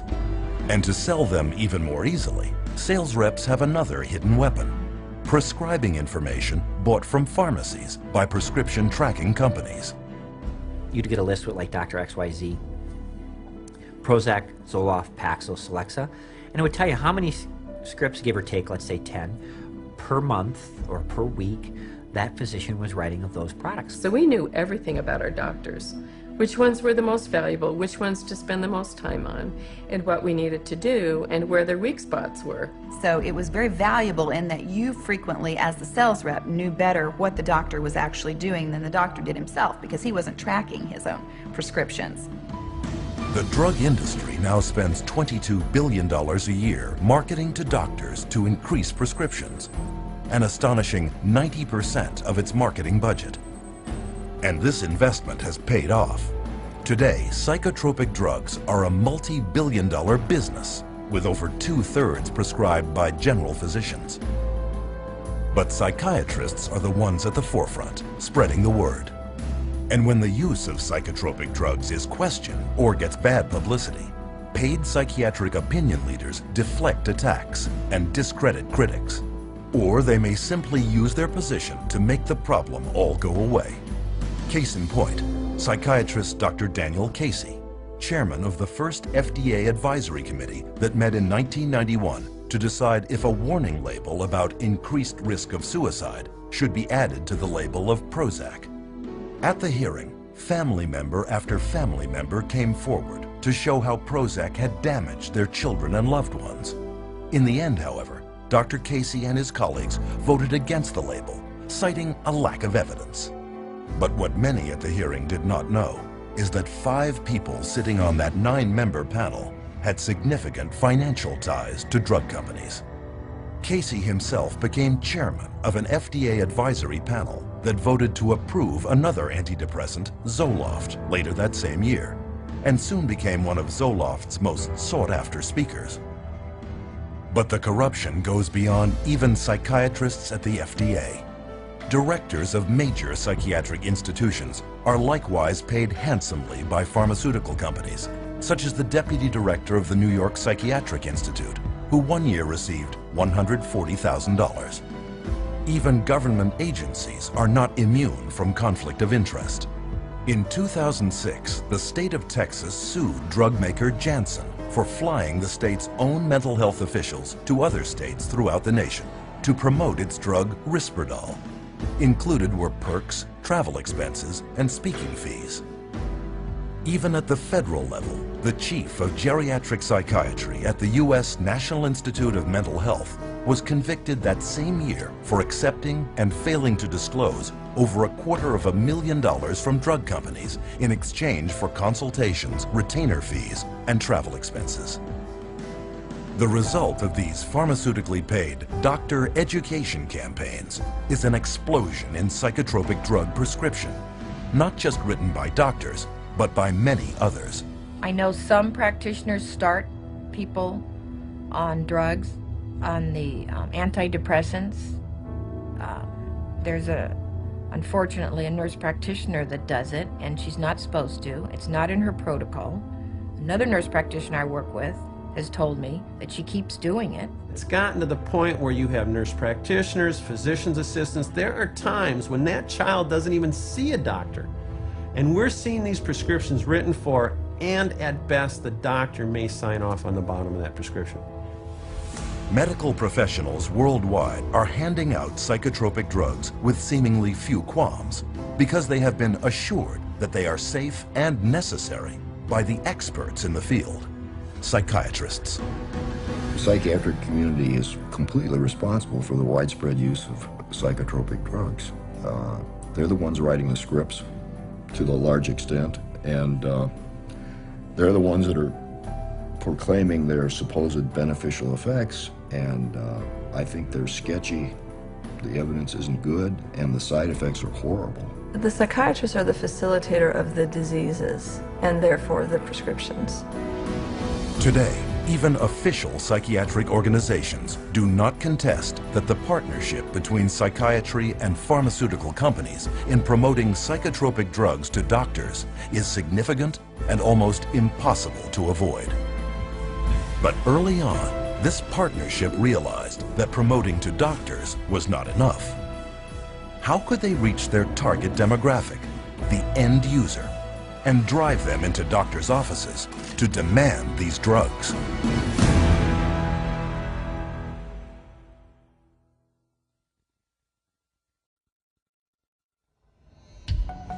In the mid-1970s, Henry Gadsden, head of Merck, one of the world's largest drug corporations, told Fortune magazine that he wanted his company to be more like chewing gum maker Wrigley's and sell to everyone, even healthy people.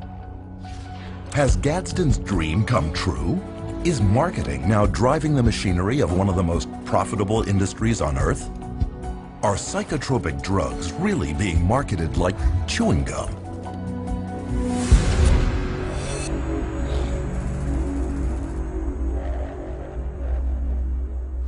Psychotropic drugs are marketed on two fronts. The first is through sales campaigns aimed at doctors, psychiatrists, and other prescribers. And on a second flank, the drugs are promoted heavily to consumers, you.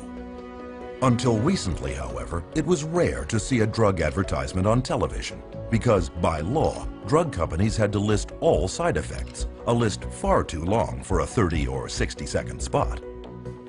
But in 1997, drug company lobbyists pressured the U.S. Congress to relax this rule and allow them to mention only some of the side effects.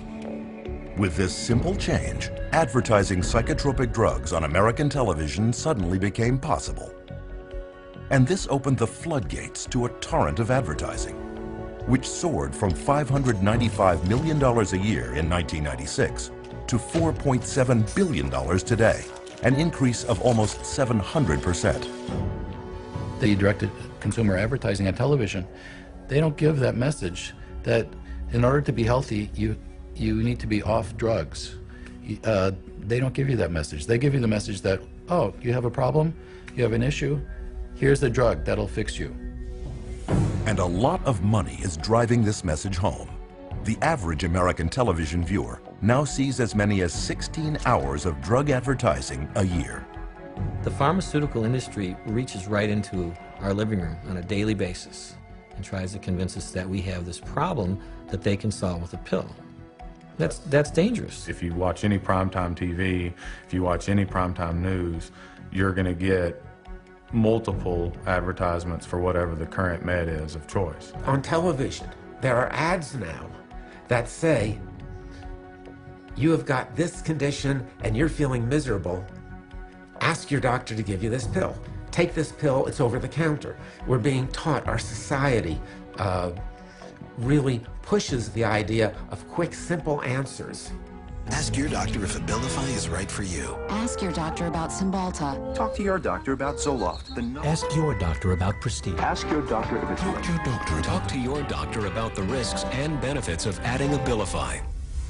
If you can convince somebody that they've got a medical or biological problem, that the only thing that solves it is a pill, it stands to reason you're going to sell more pills. To see how effective this Ask Your Doctor marketing strategy is, one study sponsored by the National Institute of Mental Health in 2005 sent trained actors into doctors and psychiatrists' offices, claiming to be depressed and asking for a specific antidepressant. 50% of them received a prescription for the very drug they requested. And even if the actor did not ask for any psychotropic drug at all, he was given a prescription a third of the time. The doctors feel tremendously pressured to please the patient, to prescribe what the patient is asking for. Nobody likes being labeled as the doc who didn't do anything for me. The doctor is a businessman, and he knows that if he doesn't fulfill that patient's request, there's a probability that that patient will go elsewhere because he'll find somebody that's willing to prescribe that drug. It should be the doctor's choice. It should be the doctor's evaluation driving the use of any medication. It shouldn't be giving a patient the opportunity to see something on TV and come in and ask for it by name, because doctors then are immediately put in a situation where they feel pressured to pull out the prescription pad, whereas they should have come to that conclusion based on their actual clinical data. But getting the patient to walk in and demand psychotropic drugs for non-existent diseases has taken that power out of doctors' hands. And this has been done through psychiatric drug marketing campaigns that fill the coffers of media outlets. Drug advertising on television, for example, accounts for 55% of the pharmaceutical industry's direct-to-consumer advertising budget. And estimates show that if this television advertising were ever banned, prescription sales in the United States alone would plummet by $10 billion. Magazines and other print media also depend on pharmaceutical companies for much of their advertising dollars, over $1.8 billion a year. But is this a good thing? Do such massive amounts of ad revenue taint what we see in the media? You know, obviously the advertising pays for the television programs. So the real money is in the advertising, not in the television program. So that's where the money is. I don't know of too many magazines that want to run huge advertisements blasting the drug companies that are paying for the magazine on the next page.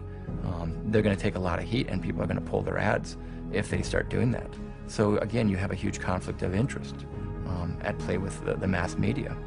This partnership between the pharmaceutical industry and the media also extends to public service announcements promoting psychiatric disease. Americans living with schizophrenia. Kids with ADHD or sometimes you have postpartum depression. Still dealing with depression? It could be your time for change. Psychiatrists are featured promoting drugs in video news releases, which look just like TV news reports, but are in reality drug company produced marketing spots. On news interviews, the experts furnished come from approved drug company speakers bureaus, and these psychiatrists rarely disclose their financial ties. As a result, mental health care segments in the media rarely deviate from the psychiatric party line. Psychotropic drugs are mentioned in movies and television, such as Prozac on the TV series The Sopranos, and Zoloft, a product placement in the film The Sixth Sense. This mountain of marketing is not confined to broadcast media only. Print, too, is inundated with drug propaganda, masquerading as news and information. All you have to do is look at any accepted magazine in America today, whether it be on even a women's journal or a men's journal. There's always some type of pharmaceutical product that's being focused. And they've gone so far as to give away free samples. All you have to do is write in this coupon. And the psychiatric drug message has even infiltrated the taxpayer-supported public radio. For instance, psychiatrist Frederick Goodwin hosted a talk show for years where he championed the use of psychotropic drugs. As we'll be hearing today, Dr. Goodwin assured his listeners, modern treatments, mood stabilizers in particular, have been proven both safe and effective in bipolar children. What he did not say was that he would be paid $2,500 by pharmaceutical company GlaxoSmithKline to give a lecture that very night promoting their mood stabilizer drug, Lamictal. And there was more. The very week that Dr. Goodwin told radio audiences that there is no credible scientific evidence linking antidepressants to violence or to suicide, he raked in $20,000 from Glaxo, which had already admitted that it had suppressed studies revealing that its antidepressant Paxil increased the risk of suicide. Further investigation revealed that Goodwin had failed to report more than $1.3 million in drug company income. Might this level of conflict of interest be preventing the mainstream media from revealing the full truth about psychiatric drugs? As long as we have direct-to-consumer advertising and the marketing dollars the pharmaceutical companies put into it, you will not hear a companion story or any information about a school shooter or a person who went to their work and killed all their family members and friends. You will never hear whether or not they were on a medication. What you will hear is how depressed they were. And you'll have consultant after consultant and psychiatrist after psychiatrist coming up and being interviewed to discuss how mentally screwed up this person was and how they weren't doing their treatment the way they were supposed to, or they didn't seek treatment when they should have. This story has protected psychiatrists and their drugs for decades. To understand why one hears it so often, one need look no further than the bottom line. As parts of large corporate giants, today's media companies are in the business of making money. And to their CEOs, keeping stock prices high is part of their job description. And when pharmaceutical advertising money is your lifeblood, there is little chance you will rock the boat. With traditional sources so compromised, one might wonder if the information they're getting on psychotropic drugs really is the whole story. But what about the internet? Well, psychiatrists and drug companies are already pushing psychotropic drugs in cyberspace too, with very few restrictions. If a patient goes online and looks up a drug and puts in a drug's name, and there'll be a bunch of sites that come up, many of those sites will be funded by the drug companies, but you won't be able to tell from the site. You'd have to, dig up, if at all. You may have no idea that that site was funded at all by the drug company. And especially those ones like Ask a Doctor, those are definitely drug company driven. Through every communication outlet they can influence, psychiatrists and drug companies team up to drum out one single relentless message.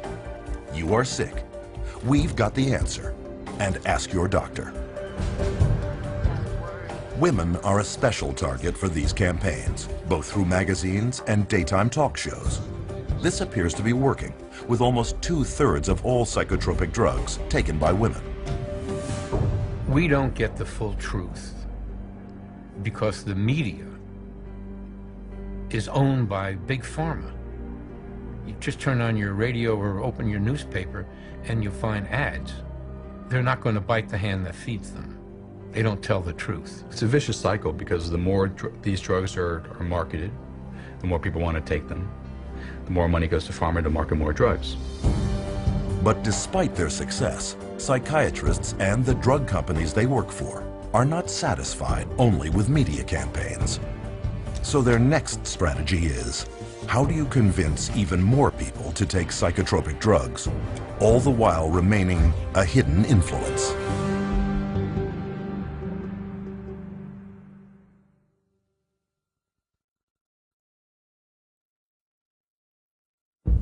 Billions are spent every year by drug companies to advertise their latest drug.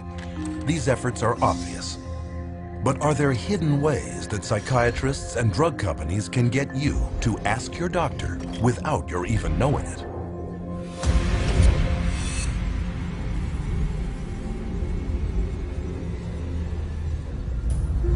It might seem impossible that an appetite for psychotropic drugs could be created without one's even being aware of it. Could this possibly be true? Well, if you know what to look for, you will find drug marketing campaigns practically everywhere. In hospitals, programs promoting psychotropics air over closed-circuit television networks like the Patient Channel. You can find them in children's books such as Brandon and the Bipolar Bear, where a little boy is told that his feelings are caused by chemicals in his brain that can be controlled with good medicine. There are mental health awareness programs touring college campuses to promote mental health checkups. Another hidden promotion lured high school girls to a conference on eating disorders to pitch them Zoloft. Where do these campaigns come from? Many of them come from industry-funded front groups, operated by psychiatrists, but posing as compassionate patient support groups. A group that's focused on people who get depressed, or these support groups. Those are all also funded by and driven by, in large part, the drug companies. The fact that they're being, highly funded by the drug companies puts into question, the information that they're providing. In fact, a recent global survey estimates that 2/3 of all patient advocacy groups depend on drug companies or device manufacturers for at least some of their income. Through media interviews, public service announcements, and promotional events, psychiatric front groups preach the message that at least 1/4 of everyone on Earth is mentally ill. You could be too, and there is nothing you can do about it short of taking psychotropics for the rest of your life. And of all the programs they use to get people onto these drugs, one of the most successful is the benevolent-sounding mental health screening campaign. But it all begins with psychiatrists and their very broad DSM-based screening questionnaires that cover common life situations such as sadness, nervousness, and occasional loneliness. Because the symptoms are so subjective and the way they decide to describe it, everybody's got depression. So then they started targeting the kids and doing this at schools, and they implemented it through the school process. Coming to the schools and having depression screening days. People would come in and they'd fill out these questionnaires and, oh yeah, you've got it. Brought in quite a few new customers. But with statistics proving that more than 1/4 of those screened at thousands of screening sites later start taking antidepressants, it's hard to see screening as anything other than a spectacular marketing opportunity. One such front group, Screening for Mental Health Incorporated, sponsors national campaigns such as National Depression Screening Day, which uses simple quizzes to screen people for mental illness. But what is not revealed is that Screening for Mental Health has taken in a total of almost $5 million from at least 7 different drug companies, all makers of psychotropic drugs given to children. Of all demographics, these mental health screening companies especially target teenagers. Teen Screen is the biggest such screening program in the world, a U.S. national program targeting high school students under the guise of suicide prevention. Teen Screen was developed by Dr. David Schaffer, a psychiatrist with heavy ties to the drug industry. Teen Screen is a series of questions that take about 10 minutes for kids to answer. It's targeted at high school kids. On the Teen Screen case, it asks, do you sometimes feel like other people have an easier life, or, do sometimes you feel bad about yourself and other times you feel good about yourself? Well, given where you are in that particular day and what's happened, you're going to answer that differently. Once this test comes back that the child answered it based on how his emotions were at that very moment, that information gets passed back to the school, possibly the guidance counselor, adjustment counselor, or the school counselor herself, and that child is then referred on to mental health agency. And studies now show that once in front of a psychiatrist, 9 out of 10 children are prescribed a psychotropic drug. Using alarming language and misleading statistics, Teen Screen attempts to frighten parents, fearful that their child may be suicidal. But a closer look reveals that this is not a suicide prevention program at all, but a drug marketing campaign. And this marketing and its wide diagnostic net creates a huge rate of what are known as false positives. By Schaffer's own admission, 84% of all students taking the Teen Screen test were falsely labeled as depressed or suicidal. Predictably, Teen Screen is viewed with suspicion by many parents. To get around this, Teen Screen personnel have offered school children such enticements as movie coupons or free pizza to motivate them to get their parent's signature on the consent form. To eliminate parental objection altogether, Teen Screen has even instituted a passive consent policy, whereby if the parent does not formally object in writing, the child is assumed to have gotten permission and is then screened. Typically, the permission slip that comes home is a permission slip that if you don't sign it, they will give the children the screening anyway. And for many who do complete the screening questionnaire, the results can be devastating. In Colorado, Teen Screen labeled over half of all school children as at risk for suicide, in spite of a government-documented teen suicide rate of less than 1 in 10,000. Far fewer odds than being struck by lightning. In fact, in the last decade, the American teen suicide rate has not risen, but has actually fallen by 25%. There's no data that supports that doing something like a Teen Screen is actually going to reduce suicides. they themselves have indicated that the numbers are so small, the suicide rate is so small, that, you know, you can't really get an accurate read on whether it works or not. On top of this, there is now evidence that, far from preventing suicide, screening programs actually cause it. The chair of the National Institute of Mental Health Research Consortium concluded participants were more likely to consider suicide a solution to a problem after the program than before the program. And research has shown that once put on psychotropic drugs, children are more likely not just to consider suicide, but to actually follow through. That you may have more people that are so distraught by the way they are when they're under the influence of the drug that they do commit suicide. And I think it's entirely possible that they're not, instead of saving lives, they're going to be losing lives to suicide.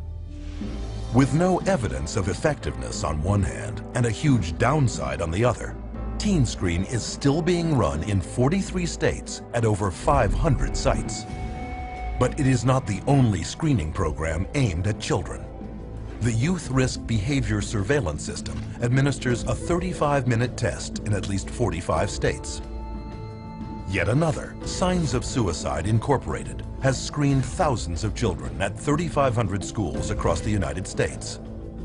They too are heavily backed by pharmaceutical money. And so far, for psychiatrists and drug companies, it has been a great investment. Throwing out a net in doing a typical teen screen or any type of mass assessment, we now have increased our client population tenfold by kids who need to be either seen by a therapist and or seen by a psychiatrist. The internet is another rich source of new prospects.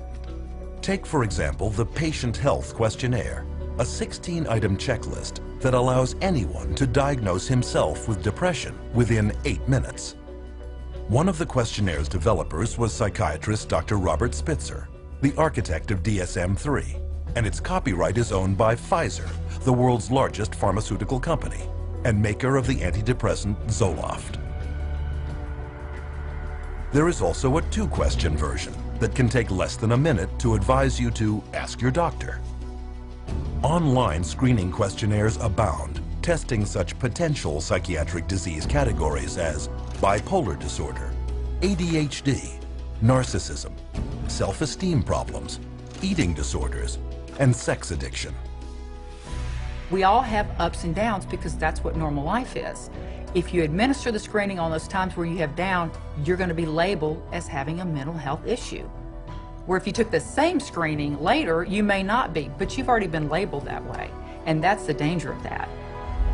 And labels last a lifetime. So far, screening campaigns have been limited to those willing to participate. But what if the screenings are no longer voluntary? Will this lead to increased drugging?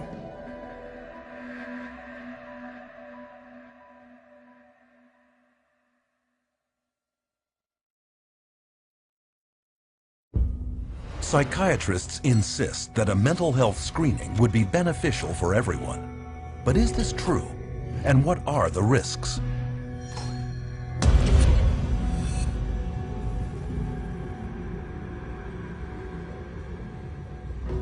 In 2003, a presidential advisory group known as the New Freedom Commission on Mental Health issued a comprehensive program that laid out its strategy for screening major segments of American society for signs of mental illness.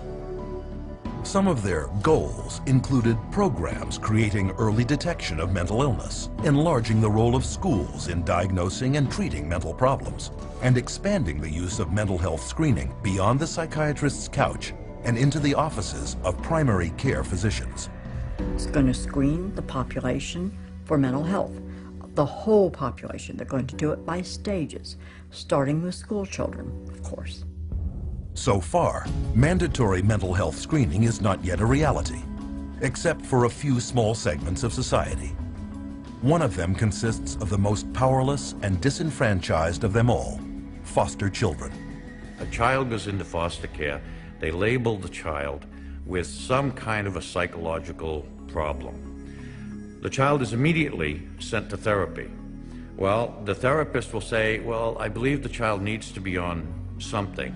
So they recommend that the child see a psychiatrist to have the drug administered. Out of the 60, 65 families that I see, I mean, easily 90% of the kids they have the mental health diagnosis to begin with. If they get it from a psychiatrist, it almost always comes with meds. And I think that we see identified as at-risk kids in the community, and we see some of the most intense situations. And a lot of them are on 4 or 5 different meds. I've seen children that the day they're taken out of their parents' custody and placed into state custody, actually seem happy, healthy, vibrant, energetic. And then, 2 months later, after they've begun taking these medications, they are very slow. They are zombie-like, is the best way to describe it. Today, all children entering Texas's foster care system receive mental health screening. The result? 60% of the state's foster child population is diagnosed and put on at least one psychotropic drug, including some children as young as 3 years old. And it is worse in other states. In Massachusetts, for example, 2/3 of children in state care are being treated for mental illness. Nationally, foster children are being drugged at over triple the rate of children in the general population, such as in the case of 7-year-old foster child Gabriel Myers, on 2 powerful psychotropic drugs, one carrying an FDA warning for causing suicidal thoughts in children when he hanged himself with a shower hose. Another market segment is active duty soldiers who are routinely screened at military clinics, labeled with a mental disorder, and given powerful and potentially violence-inducing drugs. Iraq wasn't like Vietnam. There weren't illegal drugs everywhere. But there were drugs everywhere because, every guy on post, they knew all they needed to do was go down and see the combat stress unit, the shrink, and he was the drug dealer on post for us. Almost everybody that saw the body or experienced the event were put on some sort of psychotropic medication. Some bases where my friends were at, my fellow veterans were at, everyone, the whole platoon was on drugs. I would say about 75% of active duty military is addicted to some type of psychotropic drug. You can walk around a military barracks and you ask someone for some Prozac and somebody's got some Prozac or some Xanax or some Zoloft. I've got friends who were in the Army with me who are now dependent on Zoloft and psychotropic drugs just because they got used to it in Iraq and they didn't ever want to get off it, and now they're dependent on it and addicted to it. We have huge numbers of military people on antidepressants, and instead of the suicide rate going down, which you'd expect if the drugs were effective, the suicide rate is going up. This last January, we had more soldiers commit suicide than we had die in combat. And what's not being brought out much yet is the fact that the large majority of these soldiers were on these drugs. We're drugging the military at a rate we've never, ever seen before. And this is just the beginning. Military mental health screening programs are planned for 43 clinics in 15 bases throughout the United States, Germany, and Italy. Studies reveal that as many as 12% of those serving in Iraq and 17% in Afghanistan are on some type of antidepressant or sleeping pill. A total of 20,000 service members. But this number pales in comparison to the number of pregnant or postnatal women that could be drugged should mandatory psychiatric screening laws for them come to pass. And when a woman is pregnant, right during the pregnancy, specifically right afterwards, her hormones are changing and sometimes raging. And to screen them and call it mental illness, if they have any type of emotional issues in any way, shape, or form, is utterly ludicrous. Even without laws mandating it, expectant mothers may be screened for mental illness and not even know it. Here are some women interviewed coming out of their doctor's offices. Have you ever been screened for mental illness? I have not been screened for mental illness. No, I've never been screened for any mental illness. I don't remember any pre-screening. I have not been. No. No? Have you ever been screened for any mental illness? No, I have not been screened for any mental illness. Did your OB/GYN or gynecologist have you fill out a questionnaire that contains psychological questions? Yes, my OBGYN did give me a questionnaire that has psychological questions. I've never been screened for mental illness. Yes, I would say the first time I went to see my OBGYN, I did fill out questionnaires about even family medical history, my medical history, my mental state. I've not been screened for any mental illness or depression. I took a questionnaire in my 6-week checkup, and it basically asked me about if I was crying, if I felt depressed. Yeah, it was a questionnaire about depression. If you're depressed, or if you had any history of depression. Are you happy with your normal day? Are you happy about being pregnant? Or have you ever hurt yourself? Or are you happy? If I feel like hurting someone, if I was angry. Do mental illness run in your family? You know, it was very noticeable to me after the pregnancy that they're actually fishing for the postpartum depression. When I was pregnant with my daughter, before I had her, I had to take postpartum depression medicine from my 7th month on to my 9th month. And where is this screening leading? To programs like a little-known drugging scheme originally formulated in Texas in 1995 called the Texas Medication Algorithm Project, or TMAP. TMAP is a program that was originated starting in the 90s, a collaborative group of doctors from University of Texas and the Texas Department of Mental Health and Mental Retardation. And what it was supposed to do is come up with the best practice for treating mental illness. Using research funding from 11 different pharmaceutical companies, this panel, dominated by psychiatrists, created a step-by-step flowchart that requires the prescribing of only the latest and most expensive psychiatric drugs for patients with mental problems. And if one psychotropic didn't work, doctors were obligated to try another expensive one. And if none worked, the next step would be electric shock treatment. But those running TMAP were hiding a major conflict of interest. They didn't disclose that the researchers that were all involved in creating this, almost every single one of them had financial relationships with the pharmaceutical companies. But Texas isn't the only state with problems of corruption. Alan Jones was an investigator in the office of the Pennsylvania Inspector General. I learned that these monies were all coming in to the state to support and to promote a program called TMAP, the Texas Medication Algorithm Project. And so my concern was piqued very quickly that there was at least one state official who might be inappropriately receiving and dispersing monies from drug companies. They called it PenMap, but it was based entirely on the TMAP model. Also very quickly, I learned that there were other state employees who were serving on advisory boards financed through various pharmaceutical companies, and other state employees who were accepting honorariums personally, directly, from drug companies for speaking in their state capacities or official capacities. That's a felony in Pennsylvania. I saw there was a much bigger picture and attempted to surface that bigger picture and was consistently told to back off. I was told that drug companies write checks to politicians on both sides of the aisle. Back off. You will not expand this investigation into the drug companies. Continued to press the investigation, much of it on my own time at this point. I became increasingly alarmed that all of the drugs recommended by the TMAP program were exclusively the new patented atypical antipsychotics for schizophrenia and all of the brand new patented SSRI antidepressants. None of it added up.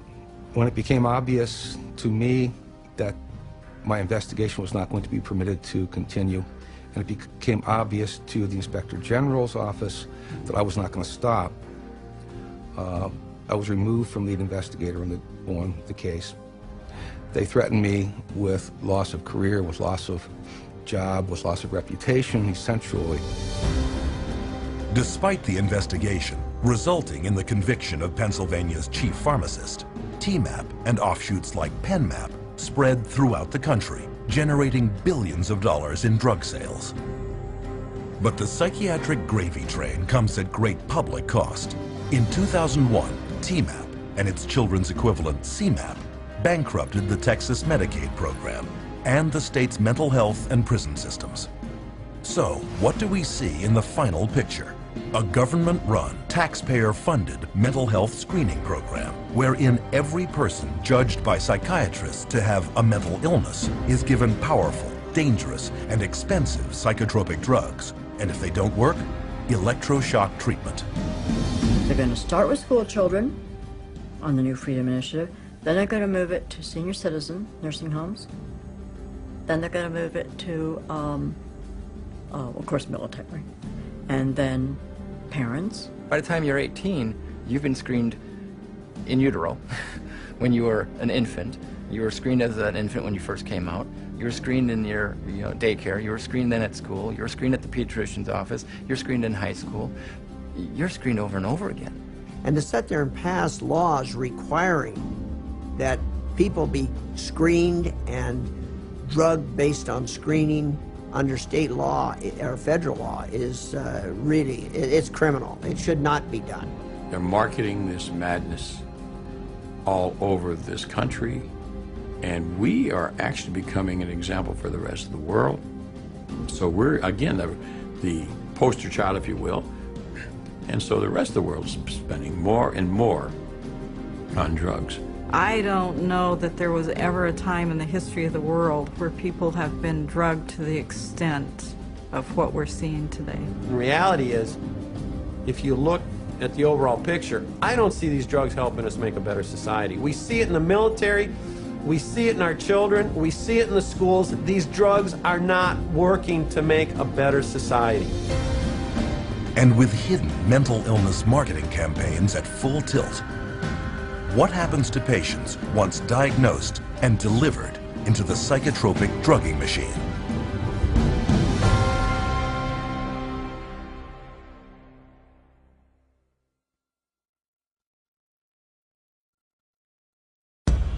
If drugs are being sold as safe and effective by psychiatrists and drug companies, why is it that we are seeing an alarming increase in consumer-reported adverse side effects?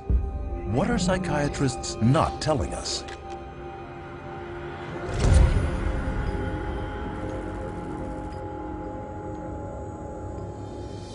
All drugs create biological changes in the human body. In mainstream medicine, those changes that are intended are called main effects. Those that aren't are called side effects. No drug is without effects, side or otherwise. But with psychiatric drugs targeting delicate brain processes, all effects, even main effects, can be hazardous, unpredictable, and sometimes irreversible. All these medications that are apparently supposed to act as a magic pill, they're finding all of them have side effects that, could put the patient in harm's way just as well as it could help them.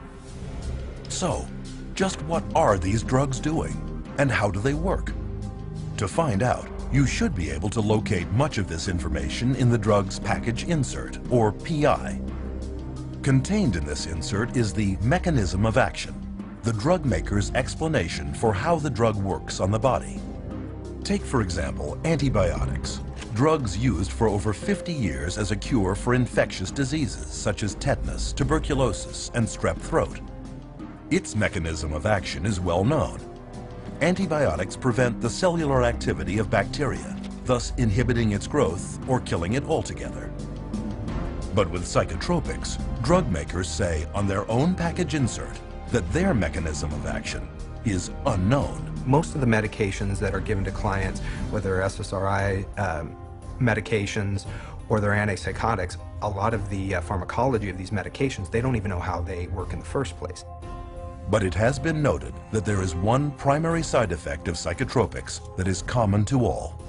Most medication and psychotropic medication, I've noticed, tends to flatten the things, so that while you're decreasing the depression, you're also decreasing the joy. And so you're minimizing what it means to be human in the service of avoiding dealing with a problem. They can't connect to the world around them. They feel like there's no feeling, which is, you should have some feeling there. All that's doing is really numbing them down, and they're not doing the work that they need to do to resolve that issue that's going on somewhere internally. But the numbing of emotions is not the only way psychotropic drugs affect the user. Each of the 5 main classes of psychotropics has side effects of its own. Typical antipsychotics, such as Thorazine, are powerful chemicals originally designed to shut down the central nervous systems of mental hospital inmates. They are now mainly used on people with serious mental problems, and they can cause feelings of helplessness, deterioration of the mind, neurological damage, dementia, trembling, twitching, and damage to internal organs, to name a few. Anti-anxiety drugs such as Valium and Xanax are prescribed for nervousness, anxiety, and panic disorders. They can cause patients dissociation, cognitive impairment, increased aggression, fatigue, hallucination, and acute amnesia.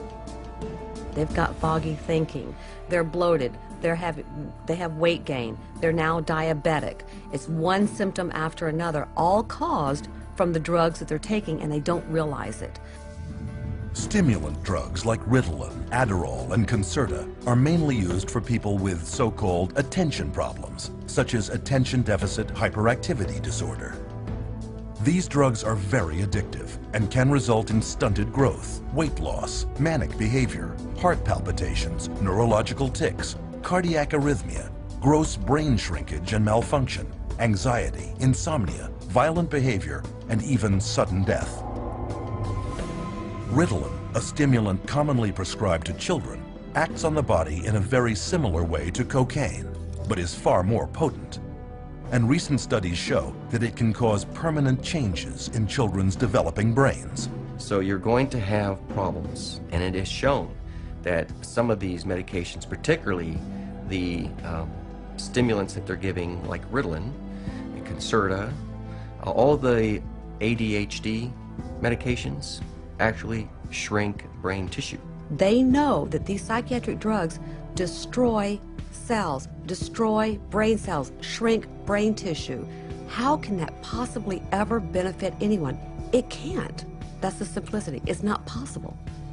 Antidepressants are a fourth class of psychotropic drug. As their name suggests, they are used to treat depression and mood disorders. The list of side effects includes blurred vision, dry mouth, low blood pressure, internal bleeding, weight gain, sleep disturbance, seizures, impaired cardiac function, and psychosis. The most common thing that I see is the sexual dysfunction.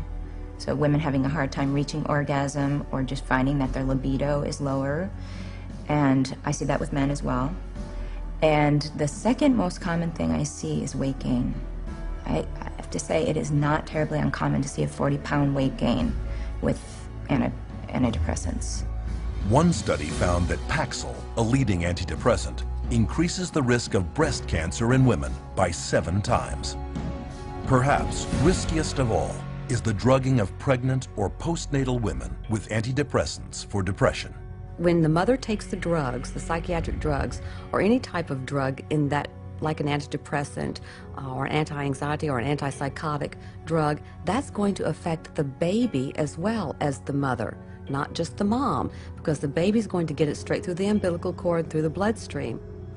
The drugging of pregnant women has led to a 20 to 30% hazard of preterm birth, brain damage, and lower fetal age at delivery, and nearly triples the risk of severe birth defects.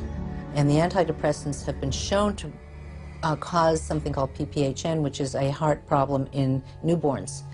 And I think it's criminal to be giving medications to women knowing that their babies are going to be at risk. When mom takes Paxil, she can have a baby born with sometimes they have the limbs are missing. It's called limb reduction. Can have cleft lip. They can have serious heart defects, missing chambers, or the arteries in the wrong place. And also can be born with the organs growing outside of the body. And these are just a few of the many, many side effects of psychotropic drugs. Among the top 3 best-selling antidepressant drugs, called SSRIs, there are 1,817 possible side effects associated with Prozac, 2,194 with Zoloft, and 2,497 with Paxil. Interestingly, among these is the worsening of the exact same symptoms the drugs claim to address. They cause depression. They cause suicidal tendencies and ideologies. So they cause a lot of the very exact symptoms that they're supposed to be correcting. they're being treated for depression with a product that's going to create depression. They're treating for a psychosis with something that's actually going to create or has the potential of creating a psychosis. Atypical antipsychotics, one of the newest classes of psychotropic drugs, are used mainly on adults and children diagnosed with bipolar disorder. They are also known as mood stabilizers.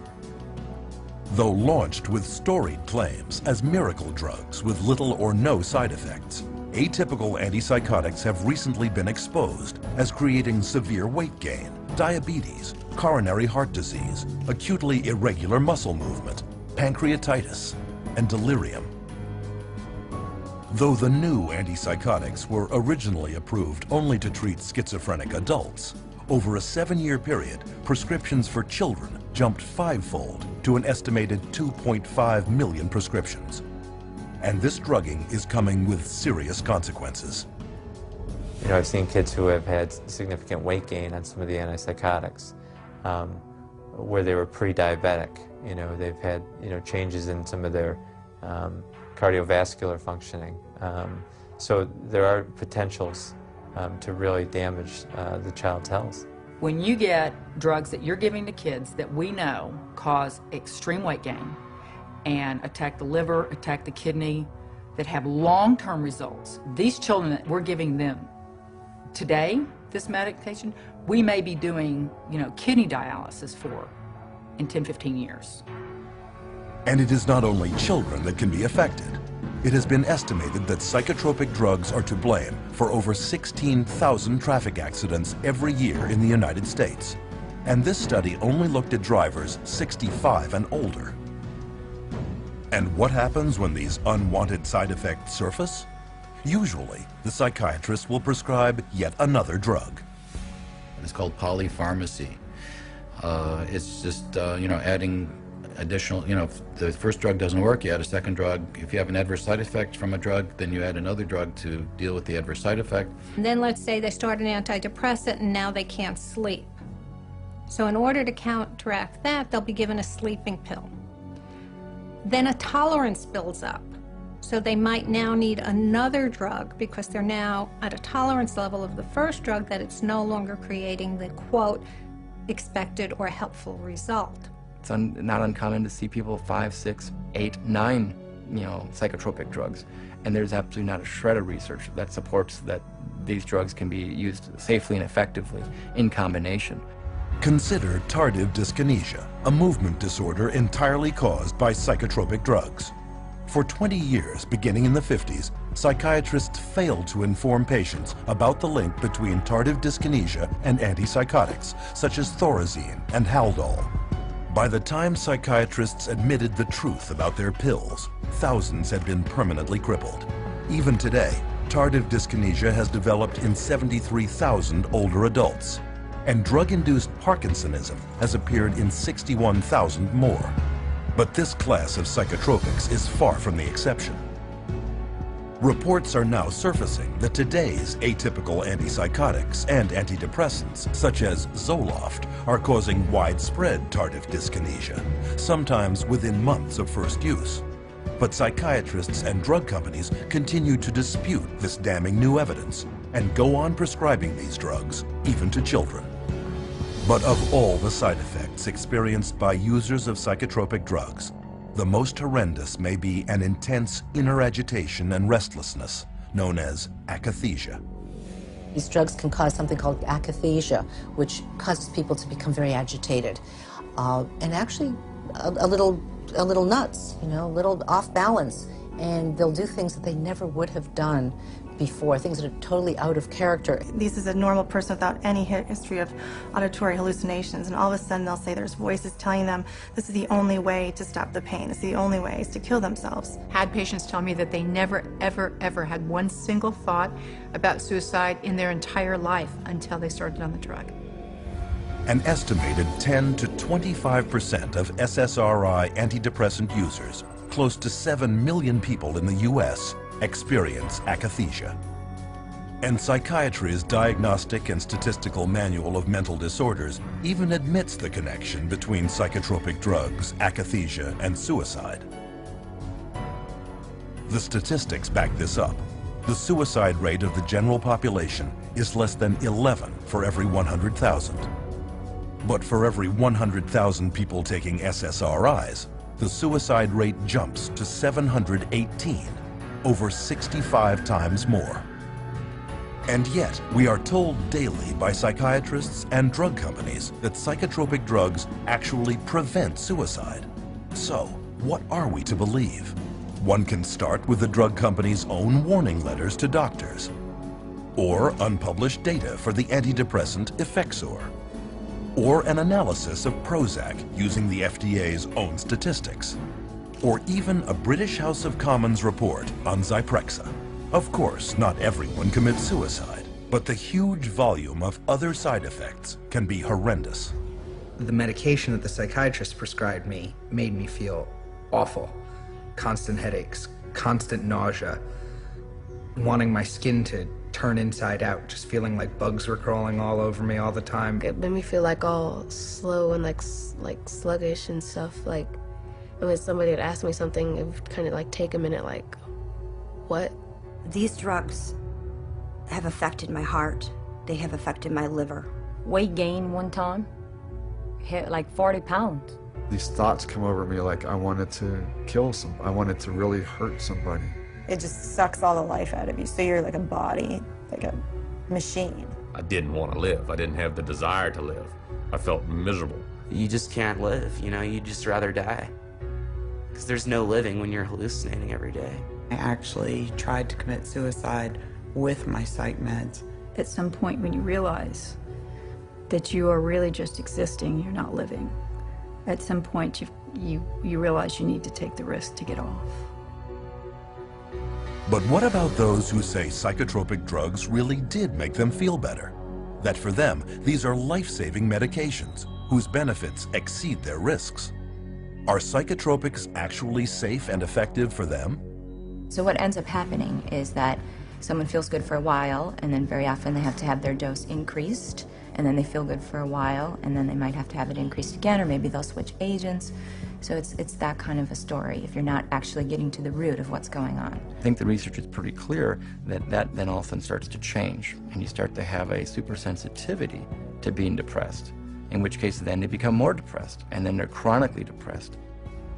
And there is ample evidence that if the short-term side effects of psychotropics don't get you, the long-term effects will. Psychiatric drugs are toxic to the body. They do build up in the body and add to the body's reserve and reservoir of toxins that will suppress the immune system, and the body will try and fight them as foreign objects. If they're on these medications for years and years and years, I mean, one of the things that we know about adults and some of the, for bipolar and schizophrenia is that they're dying at younger ages, and these are adults. So if we're starting this medication approach with young kids, what is their life expectancy going to be? No one's really examined it or is looking at the big picture, which is what's it really do to a society with a proliferation of mood-altering, emotion-altering, or blunting in a society at large. And I think we're going to really see a huge increase in violence and suicide and a lot of bizarre behaviors that we haven't seen, because for a very short period of time, only in the last 60 years, have we really started medicating, intoxicating our brain with these incredibly toxic substances. The very real probability of significant long and short-term side effects should give anyone considering taking psychotropic drugs great pause. But what about those already taking them, who, no matter how hard they try, cannot get off?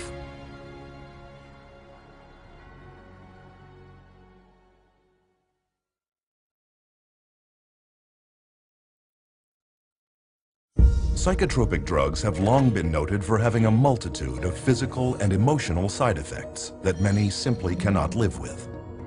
But if side effects from psychotropics are so bad, why do some people continue to take them?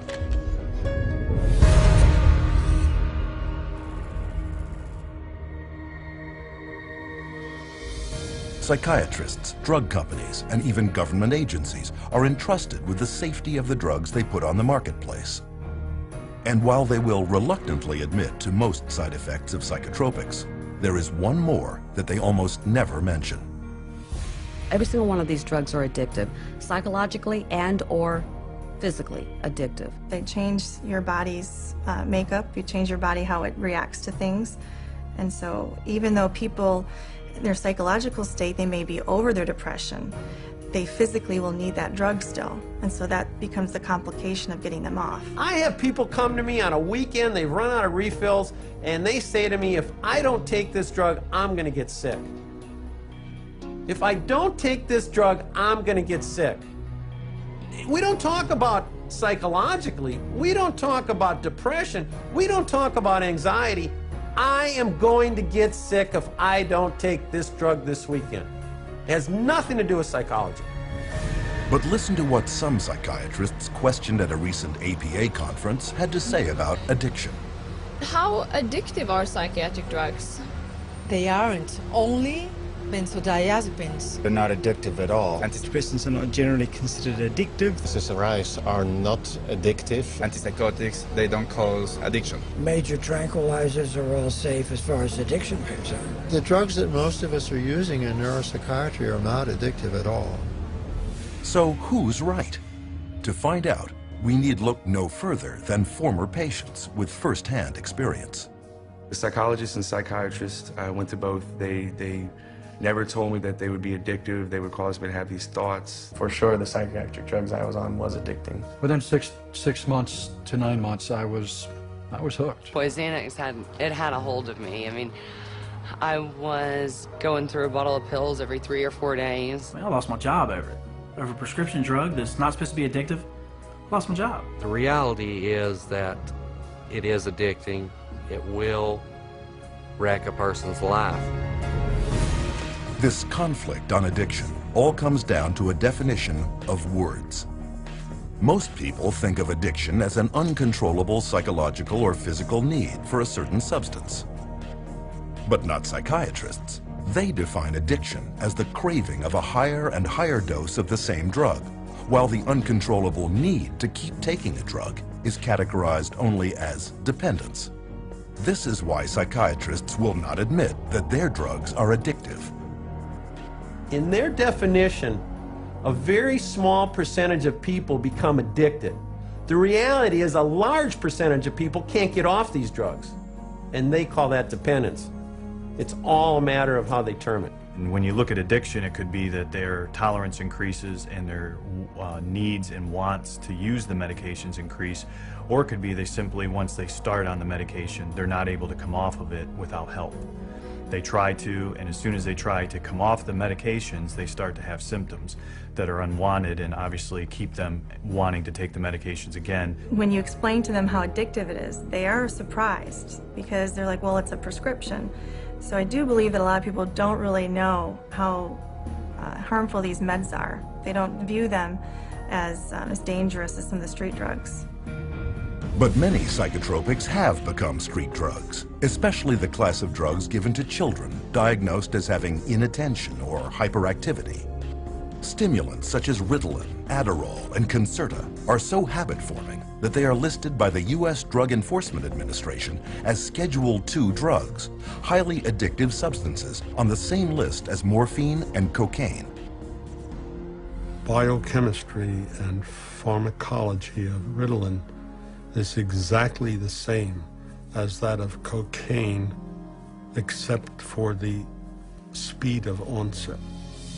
The similarity between Ritalin and cocaine becomes obvious when considering the major problem of stimulant abuse in our schools, where tablets of Ritalin and its chemical cousin Adderall are taken recreationally by kids in schoolyards.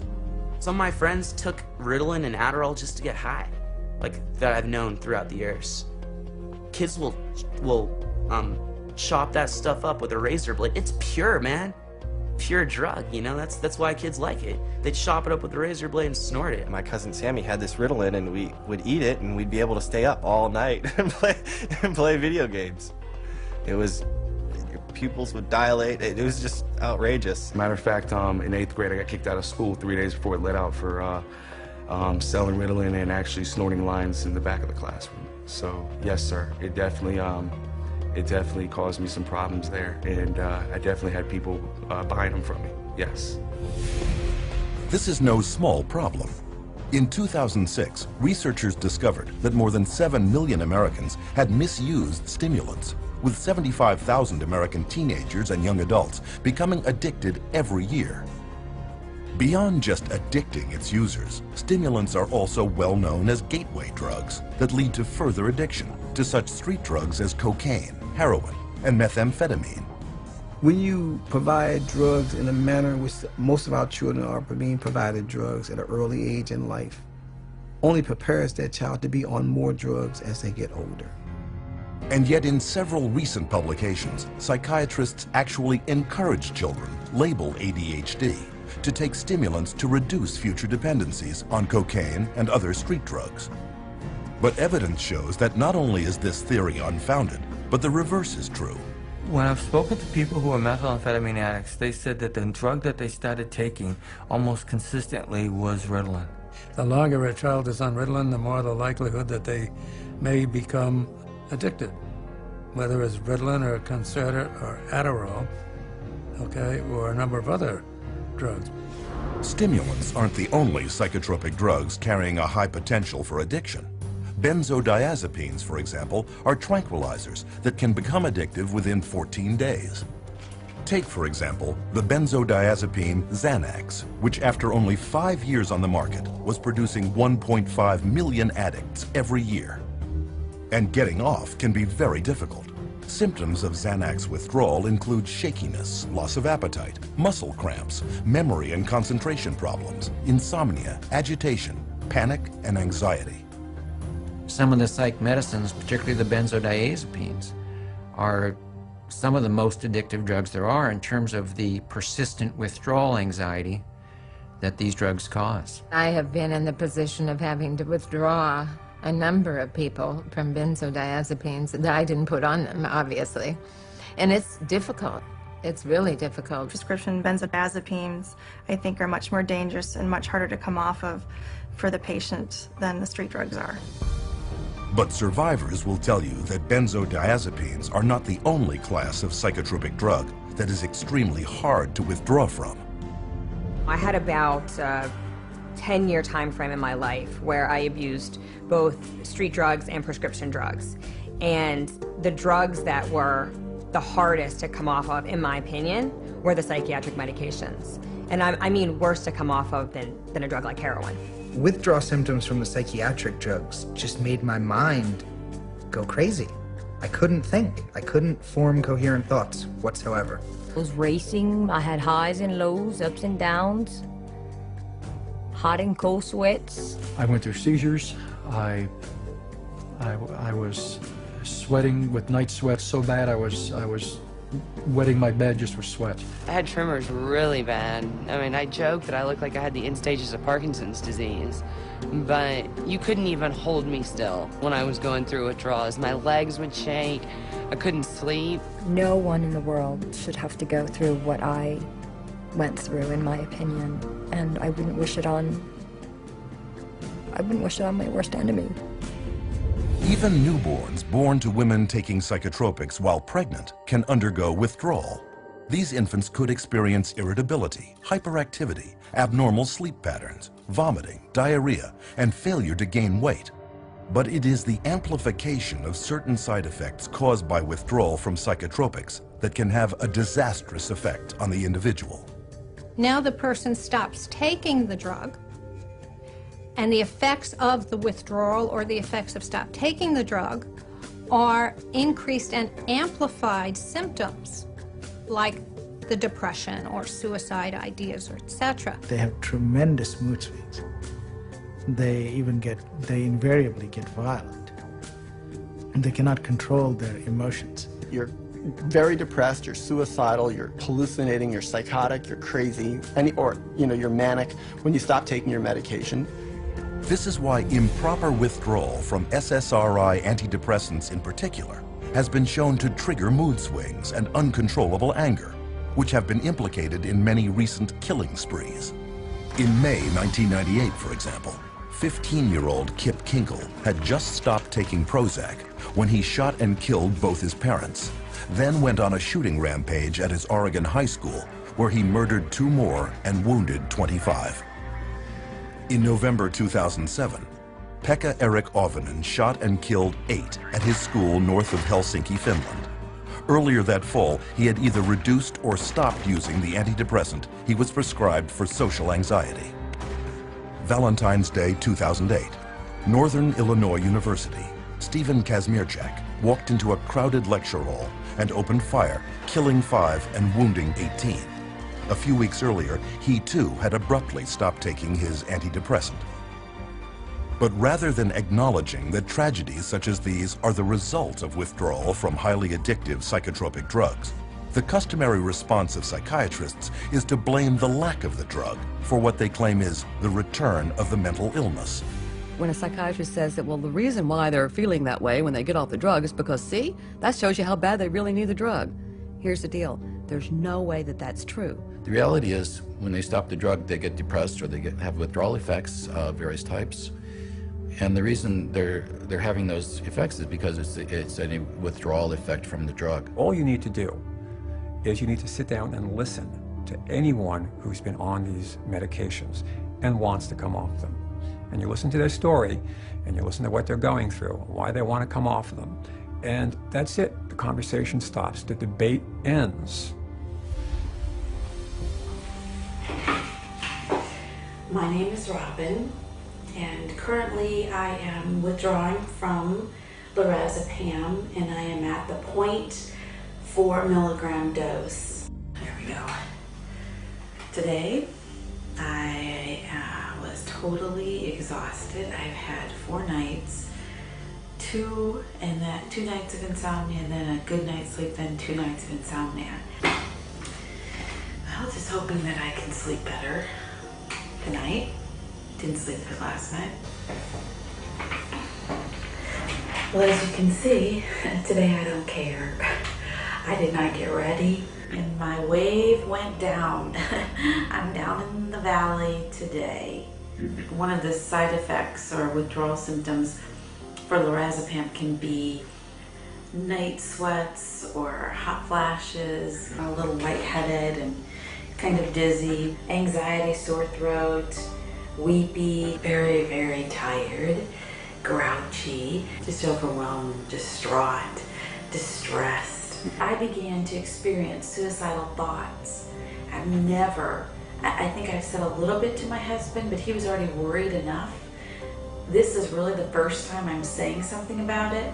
I feel like I could have a nervous breakdown. You know, there are just times like I hit a brick wall and I can't do it anymore. It's going to take another, maybe 18, 19, 20 weeks to get off of it. And that is very overwhelming to me. I'm weary today. And this is how I used to be for many weeks with lorazepam. And that's the hardest thing, is you are trapped into living it out the way you have to live it out in order to be safe. So that's frustrating. I just want my life back. And that's where I am today. It took months for Robin to wean herself off just one of her psychiatric drugs. And addiction specialists agree that slowly withdrawing is the only safe way. You just can't cut people off from these drugs. Sometimes it can take up to a year or more, depending on the person and how long they've been on the drug and how we wean them off. You can't stop these drugs cold turkey. No. I would never advise anybody to just stop them. They need to be under the care of a medical practitioner. When some of my patients come in and they talk to me about getting off of psychiatric medications, I really caution them not to just stop their drugs cold turkey, because that can really send them into a tailspin. The data is right there. It's going to cause the symptoms that it causes. It's going to have withdrawal effects. And they know it. There's not a psychiatrist that doesn't know it. And yet psychiatrists tell us that psychotropic drugs are the only way to keep people from insanity and alleviate mental distress. But is this really the case? Or are there other choices, effective, inexpensive, and drug-free, that could accomplish all the empty promises left broken and unfulfilled by psychiatry?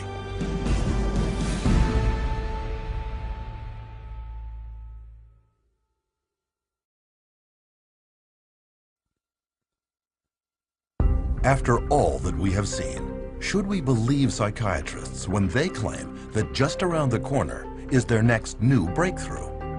And if psychiatry isn't working, where do we go from here?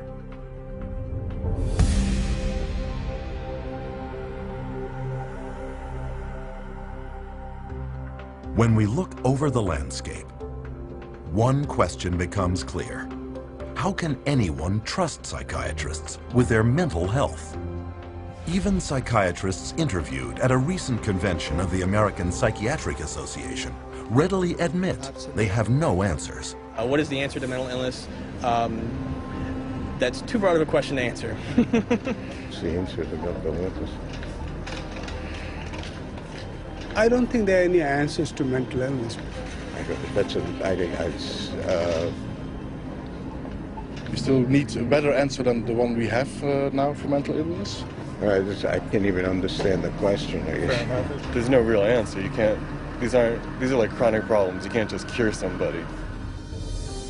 Since psychiatry has no answers, how do we care for those with very real and severe psychological problems?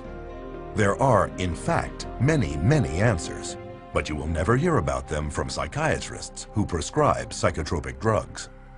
One solution was the Soteria Project, formed in 1971 by Dr. Lauren Mosher, then head schizophrenia researcher at the National Institute of Mental Health. Lauren Mosher developed this program, through NIMH to look at this because they were starting to have in the research a debate about whether the medications were actually being helpful or whether they were actually causing some problems. They would create a community-based center where people diagnosed with schizophrenia could go.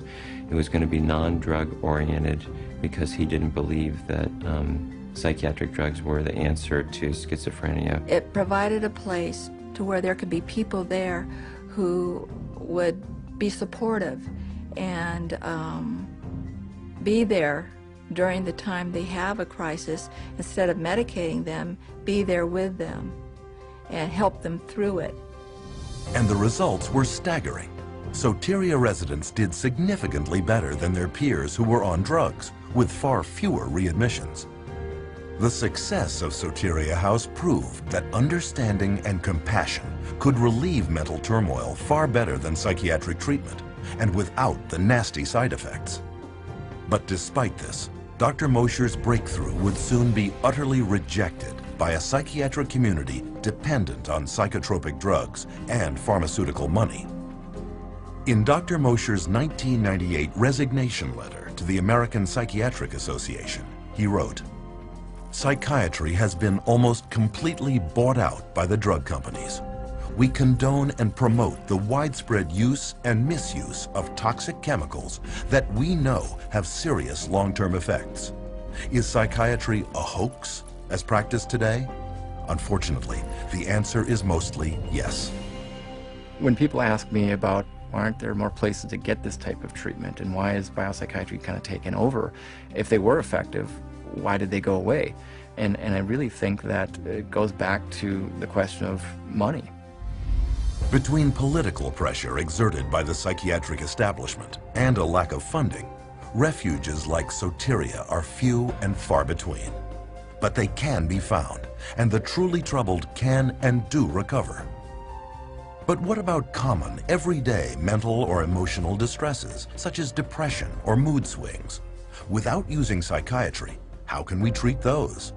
It's easier than one might think, since there is ample evidence that well over half of all psychiatric problems are actually caused by an underlying, undetected physical condition. I would say nearly 100% of the time when someone comes in wishing to get off of an antidepressant, I find some underlying issues that weren't addressed originally that may have contributed or else caused their mood disorder. And you start to look at all the different factors in their life, a lot of times you can find that there's multiple different reasons that someone's not feeling well. Viruses can cause depression. Digestive issues can cause depression and anxiety. Iron deficiency is very connected to depression. One of the effects of pesticide poisoning is depression. Little children, if they get a streptococcal infection, can become obsessive and compulsive. I've seen people with bipolar disorder, manic depression, who have food allergies. Pretty much any kind of psychiatric problem can be associated with a low thyroid state. A ton of difficulties that a person has that can manifest itself as a supposed mental illness, but you fix the hormone, you fix the gland, you fix the nutrition. Miraculously, you can also fix the quote-unquote mental illness. Why a psychiatrist cannot get to the root of a person's problem, that's the million-dollar question. I have absolutely no idea. They could. They learn it in school. They could just as easily run a blood test as I could run a blood test. They could run all the diagnostic tests I can. They study anatomy, physiology, pathophysiology. They just choose on their own to treat symptoms. What about others whose psychological problem is not due to an underlying physical problem? Divorcing parents, a change in babysitters, moving in the middle of a school year. Those can cause disruptions in the normal flow of sitting in a class and paying attention. Good things are seen as stressful as bad things. Buying a house can be as stressful as losing a house. Getting married can be as stressful as getting divorced. But it may be some situational anxiety, situational depression that would have resolved on its own years ago. And the patient's been on medicine for years. Well, it is ridiculous to think that normal depression or grief from normal life circumstances should be treated with medication. We didn't think this way before we had them, because people just took it for granted that life was difficult at times. It was stressful, painful, and, you know, difficult emotions, be they anger, pain, sadness, grief. All these things are normal reactions, and to cover that up with medication is really to turn your back on what makes us human beings, which is our emotions. Of course, serious mental problems do at times require the assistance of others. But because of the massive money power of pharmaceutical companies that keeps paid psychiatrists propped up in positions of influence over the public, the media, and the rest of the medical field, the only treatment you will ever hear of is psychotropic drugs. But there is one thing the consumer can do: insist on full and accurate informed consent. Informed consent boils down to the patient must be told about their diagnosis and what the risks and benefits and alternatives are to the treatment. Risks and benefits and alternatives to the treatment, risks, benefits, and alternatives to not treatment. So what are the key points of informed consent when it comes to psychotropic drugs? 1. Psychiatric disorders are not actual diseases requiring medical treatment. 2. There is no scientific proof that psychiatric drugs resolve or cure any mental problems. 3. Psychiatric drugs mask symptoms and come with severe short and long-term side effects. 4. Psychiatric drugs can cause dependency and addiction. 5. Most mental problems are caused by an underlying physical illness. 6. No matter how severe the emotional or psychological distress, there are many effective options that do not involve psychiatric drugs. Unfortunately, these points are rarely told to patients. I have over 2,000 clients, and I can honestly say 100% of them that have come to me, it has either been suggested that they take psychiatric drugs or they actually have taken them. And probably 70 to 80% have actually fallen into the trap and taken the psychiatric drugs because they didn't know what else to do. 50% of patients who are not treated for depression come out of it on their own without any therapy. Okay, that's never on an informed consent, but it is a fact. So, there's never a full informed consent. But the truth is coming out. 14 U.S. state laws now severely restrict the psychiatric labeling and drugging of children. And a 2004 federal law prohibits school personnel from forcing parents to medicate their sons or daughters with psychotropics. Meanwhile, the U.S. Food and Drug Administration has slapped their black box warning label on antidepressants for suicide in children and teenagers, and another warning on stimulants for heart attack, stroke, and sudden death in people of all ages. On another front, psychiatric survivors are now successfully pursuing legal remedies for the crippling effects of psychotropic drugs.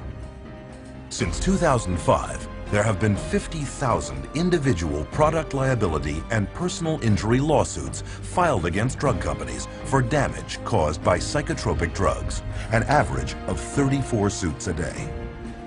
Eli Lilly, accused of illegally marketing its antipsychotic Zyprexa, has paid out more than $2.5 billion in settlements to 34 states and 31,000 plaintiffs.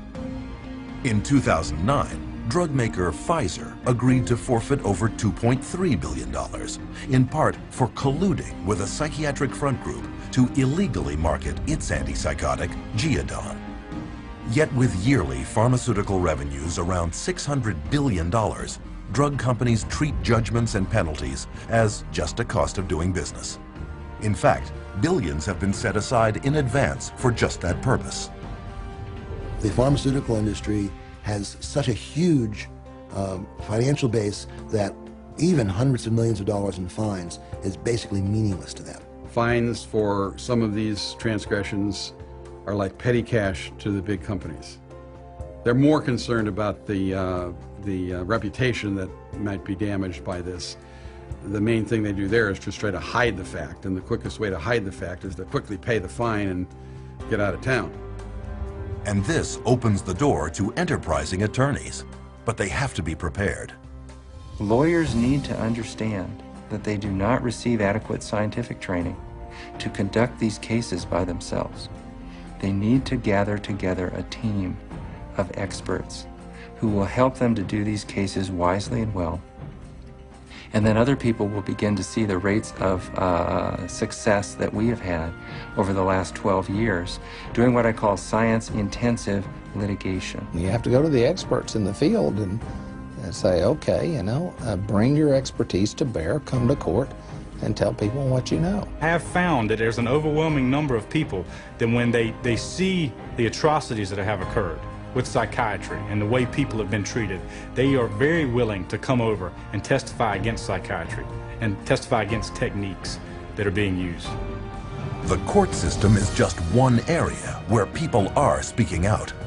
You too can help by sharing this documentary with coworkers, clients, patients, friends, and loved ones. In doing so, you will answer our final question. What can I do to protect our world from the scourge of psychiatry and psychotropic drugs? Get the facts at cchr.org.